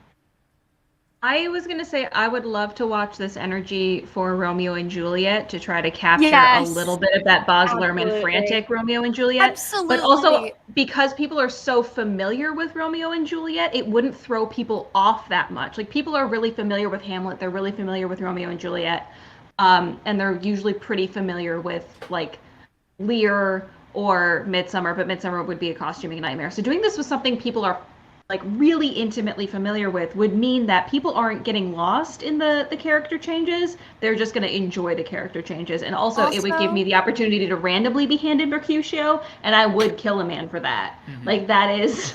Yeah, that's also Romeo and Juliet. Romeo and Juliet is so fucking long, so it also makes it less boring for everyone involved. Yes! Very true. Yeah, there are a lot of just like bits in all of the plays where it's like I would really love to be the one who gets to perform that bit. Don't want to do that character for the whole last show. Just the bit. I just want the bit. I don't necessarily want to try and you're keep up so being Mercutio smart. for an entire show. I would love to do the Queen Mab speech. Oh yes. So this is why this idea is really good, because like I said, I feel like I would be terrified to do that. it Hand me Mercutio, what do I do with that information? Like, that's perfect because everyone is on an even playing field. Like, everyone, you know, especially if for the first time we did this, we all would know the show first ahead of time. I love that maybe down the line we wouldn't know what show we were doing, but I think if we did the randomized casting, I think it would be good to know the show, and then everyone would know the play, but nobody would know what characters they were doing, and then everyone is kind of, you know, like regardless of experience with theater or with Shakespeare, everyone is at the same level of panic, and that's beautiful. Yeah. I'm so drunk. I feel like I'm rambling so much. So I will say, I don't think this is going to be our next production because of how much work will go into building the engine for it. I am going to try and build the engine for this, and if/when I succeed, we will be doing this just like whenever we feel like it. Oh my god. Hell yeah. So once again, Chaos Shakespeare. This is what life should look like. Thank you. This is a beautiful parting gift. It's fucking beautiful. So, who knows? Who knows if I'm hoping even when I'm in Germany that I can like join in sometimes, but like I'm gonna be in like fellowship housing in a small town, and so I don't even like the issue isn't always just time zones, it's also like I'll have to be silent while I'm there because they're German and they take their like noise complaints very seriously. So okay, but I had to do that when I played Caesar in our private production of Julius Caesar, and that went really well. It was just ASMR Caesar. It was very good. I loved it. Oh my god, the ASMR Caesar. I totally forgot about that, and it's all coming back to me, and it was ASMR Caesar was so good. It was amazing. I was so spooked in the best way. So Anna, I texted you this, but I'll just ask you right now, when are you moving to Germany? I am leaving on the 13th of October. Unfortunately, I've already left Nashville. I'm in Seattle now for the remainder of, because I haven't seen my family since before the pandemic, and fair. So I was like, you know what, I'm gonna spend the time here with them. Regretted it immediately. Actually, on the drive out, I had a panic attack, and I was like, I'm gonna be living with my parents for a month and a half. And I moved out of my parents' house the day after I turned 18. Haven't really been back for very long since then. So this was an adjustment. There's like an off chance I might be going on a road trip to Oregon sometime soon. If I do, can I swing by if you're still in the area? Yeah, of course. Cool. I know. I was just asking because my Nashville lease starts in a week. Where are you? Okay, we can talk about this privately, but like, where are you? What part of Nashville are you moving to? Don't share that on stream. Don't share that on stream. Yeah, don't share that on stream. As the responsible adult in the chat, don't share that shit on stream. Love you. Fair. Responsibility. Thank you. Thank you for being more responsible than I am. I'm here. I've also had a number of drinks. Should we I'm move at my on? house, so I'm sober. Oh Sucks. God. Andi, bring us home. Bring us home, right. Andi. I'm gonna see if I can share my screen. Let's see. We're gonna see if this works. Can you? What was that? You started screen sharing for a split second and then immediately stopped. Huh. Once again, immediately stop. All right, let me try exiting and then coming back real quick. Okay. All right. This is the magic of doing things live. This is really where the magic is when things don't fucking work because technology is stupid. For folks in the audience who are comparing this experience to our last production, this is the difference between planning things on the night and 2 4-hour-long tech rehearsals. All right, can you see it now? No, it's loading. All right, Anna, you're gonna have to share for me. Okay. Motherfucker. Okay. There we. Yep. That. I want that. Can you see that? Yep. Darling, am I supposed to do like a presentation mode, or am I just flipping through like this? Presentation mode would be best. Okay. It's in the top right. Top right.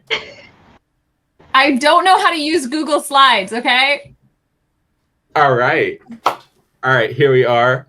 I come to you today to present a bold vision for a theater nonsense and drinking production of Macbeth.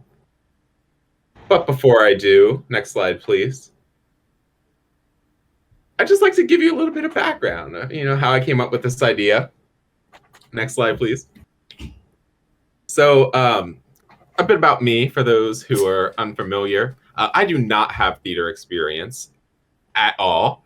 I'm not an English major or a theater major. I don't really know that much about Shakespeare. In fact, in making this presentation, I did have to look at the SparkNotes summary of Macbeth. Several times. And my major is actually history. Not even the old stuff. Anna makes fun of me for that all the time. I'm really useless for anything before 1800. Maybe 1700, but only if we're specifically talking about either US history or if we're talking about colonial missions in Latin America. That is the only 2 things before 1800 I know. And last but not least, I think that I am funny as fuck. I do not take anything seriously. I come up with memes in my head all the time and laugh about them to myself for an hour. And then I don't even make them. Sometimes I do make them, but most of the time I don't. So that's a little bit about me. Next slide, please. So as you can see, I was confronted with a problem. How do I make a Shakespeare production? I have to combine my interest by making a history-inspired production of my favorite Shakespeare play, Macbeth. I've seen it once, which is why it's my favorite Shakespeare play. I think that's probably that and Twelfth Night, I think, were the only... Oh, no, it was Midsummer Night's Dream that I have seen live. Those are the only 2 Shakespeare plays I've seen live. Next slide, please.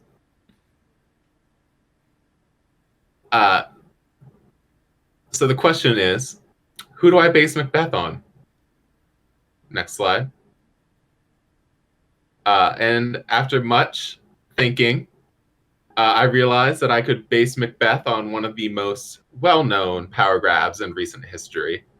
The girl boss of all girl bosses, everyone's favorite milk thief, the Wicked Witch of Westminster, ladies, gentlemen, and all those occupying a space in between, outside of, or bearing no relation whatsoever to the gender binary, I present to you MacThatcher. Now, a bit about this. This is not a tragedy anymore.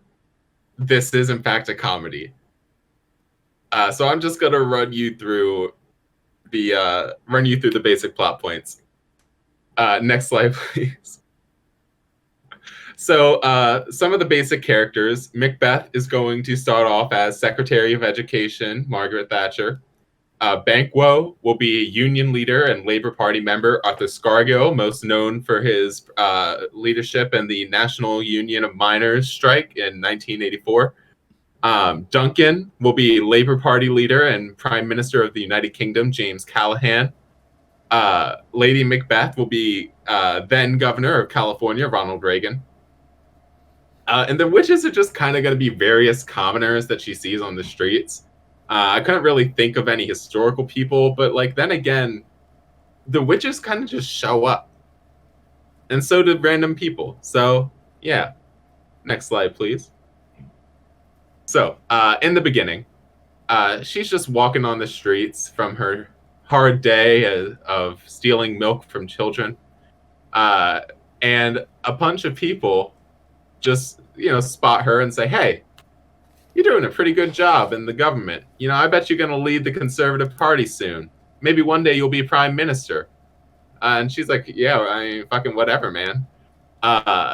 But then following the loss of the Heath government, the conservative government that she was Secretary of Education under, she takes over as the leader of the party in 1975.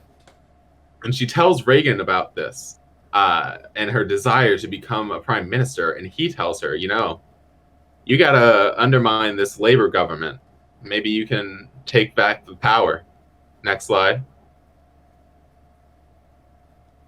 So Thatcher, of course, forces a vote of no confidence on Callahan and becomes the new prime minister in 1979. This is, fun fact, around the same time that Reagan is campaigning to become president of the United States. And as she, after this happens, more witches tell her that she's got to be wary of that Scargill guy and all of his followers. I'm not doing heirs because I didn't want to do a bunch of research into who Arthur Scargill's kids were. But close enough. Next slide. So, the Banquo death scene. Instead of killing him literally, Scargill is going to metaphorically die after the miners' strike in 1984. If you're not familiar, in 1984 there was a massive coal mine strike in response to Britain trying to shut down a bunch of coal mines. And Thatcher kind of just brutally crushed the picket lines using a lot of police and just waging a very public war against the miners' unions.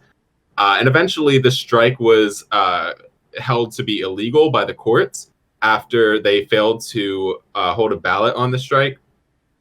And this was just a massive blow to Scargill and the union's popularity. Happened in 1985. So after this, Scargill kind of just disappears. Labor government not really looking so great right now. Next slide.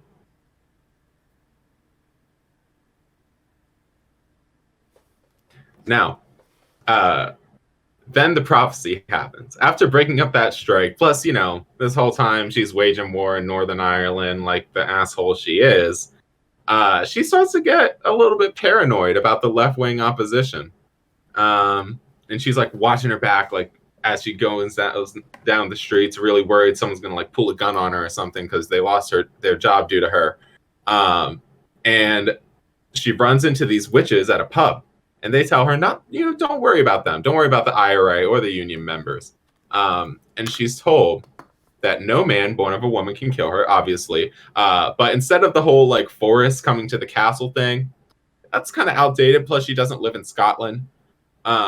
So she's instead told that she'll be safe until Chicago comes to Westminster. And she's like, all right, I mean, the city of Chicago can't fucking get here. So we're all good. Everything's great. Next slide, please.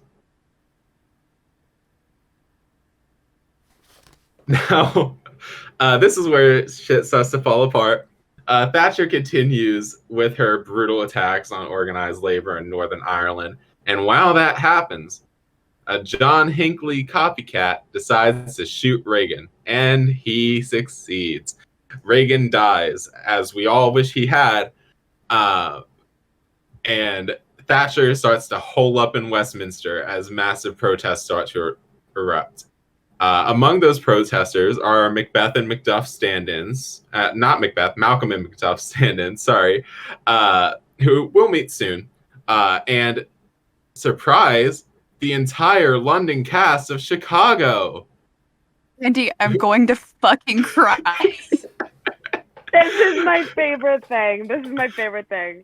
Fun fact, Chicago came to London in 1979. So it actually makes sense that this would happen. That is when the London production of Chicago started. It went on for a few more years. Next slide, please. Now, eventually, she has to push through the protesters to get to her car and go home for Christmas Eve. And as she does, she's confronted by Macduff and Malcolm, who, rather than grown-ass men leading an army, are two left-leaning children of coal miners, Billy Elliot and his friend Michael from 2000's movie, iconic 2000s movie, Billy Elliot. Fun fact, I did not know that Billy Elliot existed until today. And it just so happened that this perfectly fit my production. Next slide. So as they're protesting, they start yelling at Thatcher, and Thatcher starts yelling back, and she's like, "You're just a bunch of kids, and you're acting like you're grown men." Haha, get it? They're not men born of women; they are children. And as she gets into her car to start driving away, Billy and Michael yell at her like, "Oi, Thatcher, Merry Christmas," or whatever British people sound like. And then they take out this big old box as big as their hands, and they take their finger and they press a giant red button, and it sets off a car bomb. That's the other thing. They weren't killed by a man. She was killed by a bomb. And that is the end. Next slide, please. I will now entertain a period of questions regarding my production. I have no questions or criticisms because this is the perfect proposal. Andi, Yeah? the only thing that could rival the entertainment value of this presentation is watching Cecilia's reactions to this presentation. No, because I had a full fucking mental breakdown at the introduction of Billy Elliot. Andy, were you aware that that is actually how Tom Holland got his start in show business, was playing a young Billy Elliot on the West End? No. And secondary question, how do we get in touch with Tom Holland so that he can play Billy Elliot in this production? Yeah, I feel like we have a problem similar to the problem we have with Julianna's production, which is we can't put this on. In this case, not because it would be in horrifically poor taste, but because we just need much, much better actors with a lot more money. Oh my god. I think that Velma Kelly and the cast of Chicago was the fact that you were like, yeah, this is how she was in. I loved the like retroactive, because didn't Hinckley try to assassinate Reagan in like 81? Yes. Yeah. Yeah, I love the jump back to like, it's 1979. Don't worry about it. The cast of Chicago is here. Well, no, because they stayed on for a while. Like, they were still in Britain for a little while. Oh, she just hadn't heard about Chicago until then. I think we're imagining this MacThatcher didn't put together that prophecies can be metaphorical. Know about Chicago? Yeah, MacThatcher. She never read Shakespeare. MacThatcher's not a huge theater fan. It's too sexy, too gay for her. Too many women. Chicago's too sexy, too fussy, and like she finds out like someone invites her to it, and then like is like, oh wait, you would fucking hate this, never mind, and that's when it suddenly clicks of Chicago. But it's like 1982, and they've been on the West End for like 4 years. I also want to add, by the way, that there would be numerous just like moments where like the entire play just stops so that Margaret Thatcher can have a girl boss moment. And like Joss Whedon-esque quips. May I suggest, you said you weren't sure what to do with the witches, so you just gave them to commoners. Yes. Alternative suggestion, contemporary British comedians Rick Mayall, Harry Enfield, and Stephen Fry. Wait, yes. We should incorporate my idea for the three witches, which they're all played by one person who has a set of glasses for one and a mustache for another, and they're just like talking to themselves, basically. It's a very Monty Python. Yeah. Go full Panto with it, and just have it be somebody changing out their costume every other line. Yeah. I just think get as many British comedians as possible and have them all do the witch bits. Yeah. Yeah. Now, I want Hugh Laurie involved. I don't know how. I just want him here. I would there. really like any excuse to make James Acaster and Rowan Atkinson act in the same scene. Please, Yeah. please. I don't know whether any of you know why specifically I want that, but I don't know why you want it. I'm just a big James Acaster fan. I really recommend his production, his show 1999 Cold Lasagna Hate Myself. He released it on his website because he didn't trust the internet not to go viral with its contents. So here's the thing. I knew about the concept of MacThatcher. I was not aware that Lady Macbeth was going to be played by fucking Ronald Reagan. Neither was I until today. I knew immediately. I was not expecting that. It made sense. The second you said it, it made sense to me, but I'm just like wondering about like Dreamcast, who the fuck is playing Reagan in this goddamn production? Michael the Bye Guy in chat recommends John Oliver for Thatcher. I think John Oliver for Reagan would be a good pick. I think John Oliver for Reagan. I vote John Oliver for Reagan. No, I'm thinking, first of all, Thatcher is going to be played by Michael Cera.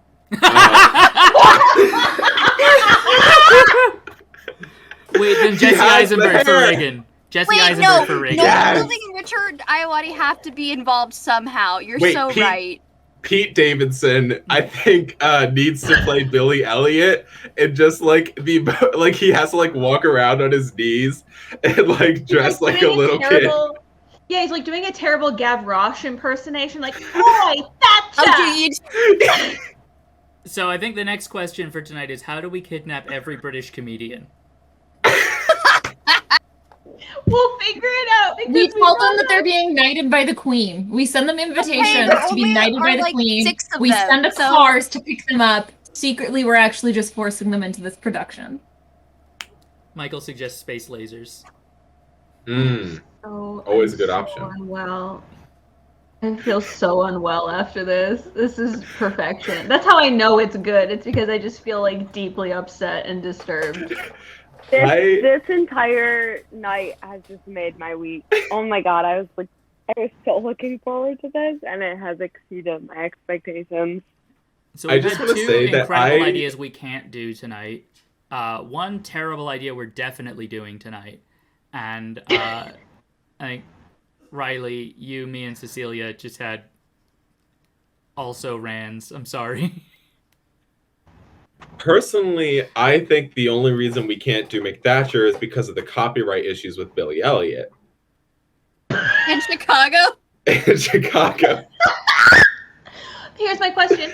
He's just using... I understand that I'm the resident copyright person. I'm just putting this out there because I'm drunk right now. So I'll come back to it later when I'm sober. Is just using their name and potentially a parody of the song copyright infringement? That's actually right. Is it going to be like... This is protected by parody law. Like, is this like do we call him like Billy Area, like something like we have to change the name slightly, but it's obvious that it's Billy Elliot, and we do a parody of it. William Elliot. William Elliot. William Elliot and his friend. William Elliot and the play Detroit. And his little French friend Michel. Exactly. Who also looks conspicuously like Michel Foucault. Yeah. Finally. Going to cry. The same thing with Chicago. Like, if we're gonna see Chicago, it's just gonna be a Fosse parody. It's not gonna be any of the actual choreography, because all you have to do for Fosse is just have dead eyes. And the hips. I'm gonna call it Orlando. Just the hips. Orlando. Well, you could just be like, here's Chicago, or something. Like, you just add an extra word to it or something. Or just like Chicago. Chicago with an exclamation point. It has to just be. Wait, what state is Chicago in? It's Illinois. Oh my God, Illinois. Just call it Illinois. Instead of the like super sexy fits, they're just like farmers, and they're still doing like all of the very like extra dancing. Still and super stuff. sexy. They're just in like very short overalls. It's not copyright existence to it's not copyright infringement to refer to the existence of other works. That's true. It's not, but we're saying not allowed to say Chicago. Chicago is the Macbeth of this production. You're not allowed to say it. It's not Chicago. It's not about referencing other works. It's that we are referencing other works in conjunction with a parody of that work, and so it's funnier if we don't use the name. So what you're suggesting is that during production, at all times, we refer to it as the Illinois musical, but in the show, it's still called Chicago. Yes. Yeah. Oh my god. God, Okay. we're all so smart and so talented. I love us. So, the one thing I will say, if there is anyone with connections to the film industry that would like to pick up this production so that I can actually write a script, honestly, if this is the first script that I ever complete and goes past the idea stage, I would be so happy. I think you gotta. I mean, I'll pitch it to like my you're- friend Keaton. He's written musicals that have been staged. Haley's dad Oh. is Kevin Fox. Kevin Oh, yeah, Fox yeah, would be our uh, gateway to producing. I think Kay and Al told me that I should make this a musical in its own right. I agree. That's That's if you think that I'm not going to write a script for this now, because now I kind of want to write a script for this. No, I'm holding you to it. You have to now, Andy. Guys, I have a really bad joke. Yeah. Please say it. McBeats by Lin-Manuel Miranda. I'm going to kill you. No, because I'm gonna fucking kill you. Don't you Alex- put that shit out into the universe? No, because Alex told me that like when someone said it should be a musical, Alex was like, Lin-Manuel Miranda should write the music. And I think if we could have MacThatcher rapping about privatization of industry, that would just be I would love to immaculate. have Reagan's rap about ignoring the AIDS crisis.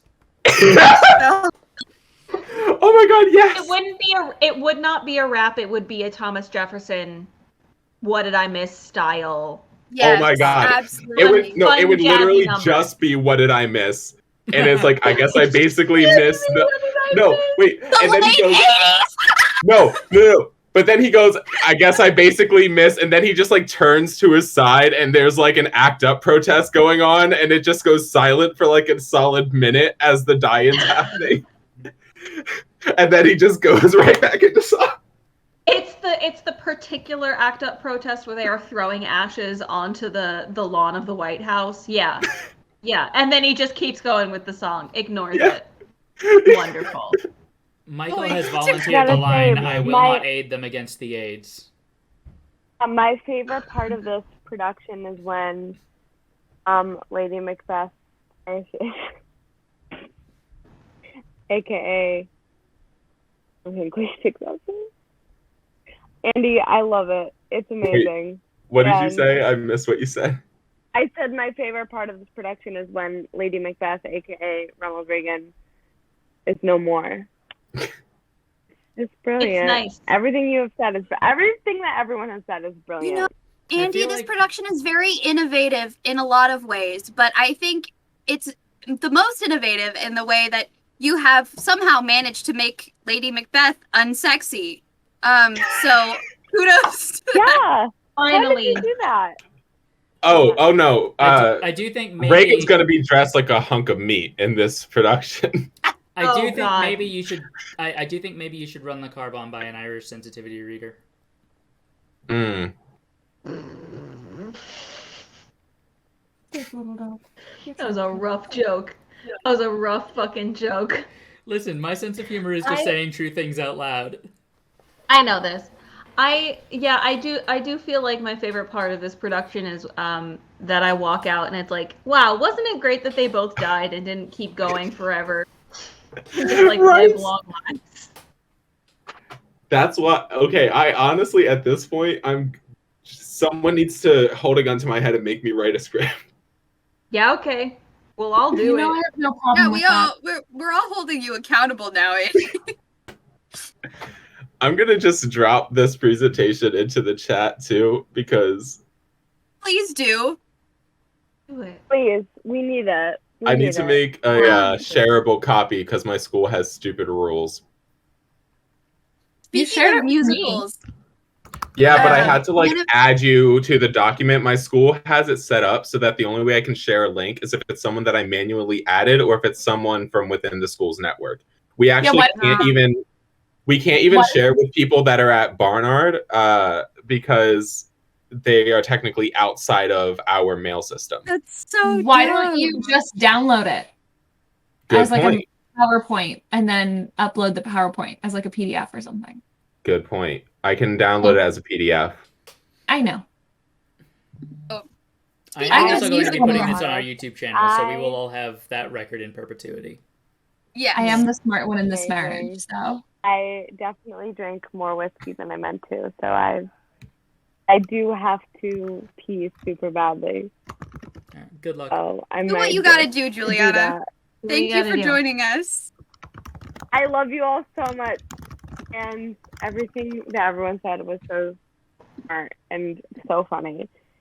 And thanks for listening to mine as well. But I love you all. See you We love you soon. too. Love you too. Juliana. Bye. Speaking of musicals, since that was a route that we went down a while ago, I don't know if we're going to do this before we do our next production, but the admin team has discussed our next PowerPoint night being pitching jukebox musicals of Shakespeare shows. So if you have an idea for a jukebox musical of a Shakespeare show, that will most likely be our next PowerPoint night theme. Vietnam King Lear with Beatles songs? Yeah, that would work. I'm thinking really hard right now for like the worst. Okay, Yeah, Andy? Arca. For literally any Shakespeare play, just Arca. What is Arca? I am also unfamiliar with Arca. So Arca is a trans hyperpop artist. That's I don't know how to explain her music very well, other than it is hyperpop. Yeah, Or I mean, alternatively, 100 Gex. 100 Gex That Romeo would and be a Juliet. challenge. 100 Gex Do Romeo it. and Juliet. That is I'm my. doing my Mother, Do it. Mother, No, you Romeo got and it, Juliet presentation because I'm not making a new presentation.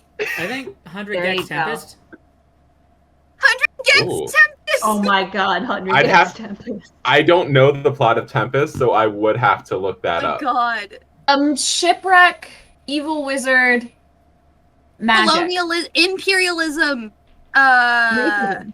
young lovers, Gay Fairy. old man, Gay fairy. wizard, Interesting. drunk people, A couple Boring. of idiots. Sebastian and Antonio, again, for some fucking reason, because Shakespeare can't come Because up there with other aren't- names. Sebastian aren't that Antonio is many just a names. name for people who wash up in a shipwreck, isn't it? And Horrendous. more gay. Not fun. Michael in chat has recommended King Lear, but with Creedence Clearwater, and Mountain Goats Caesar. Ooh. I think that we should just do I would watch the hell Macklemore. out of Wait. I don't care who play. Macklemore. Yes, first of all.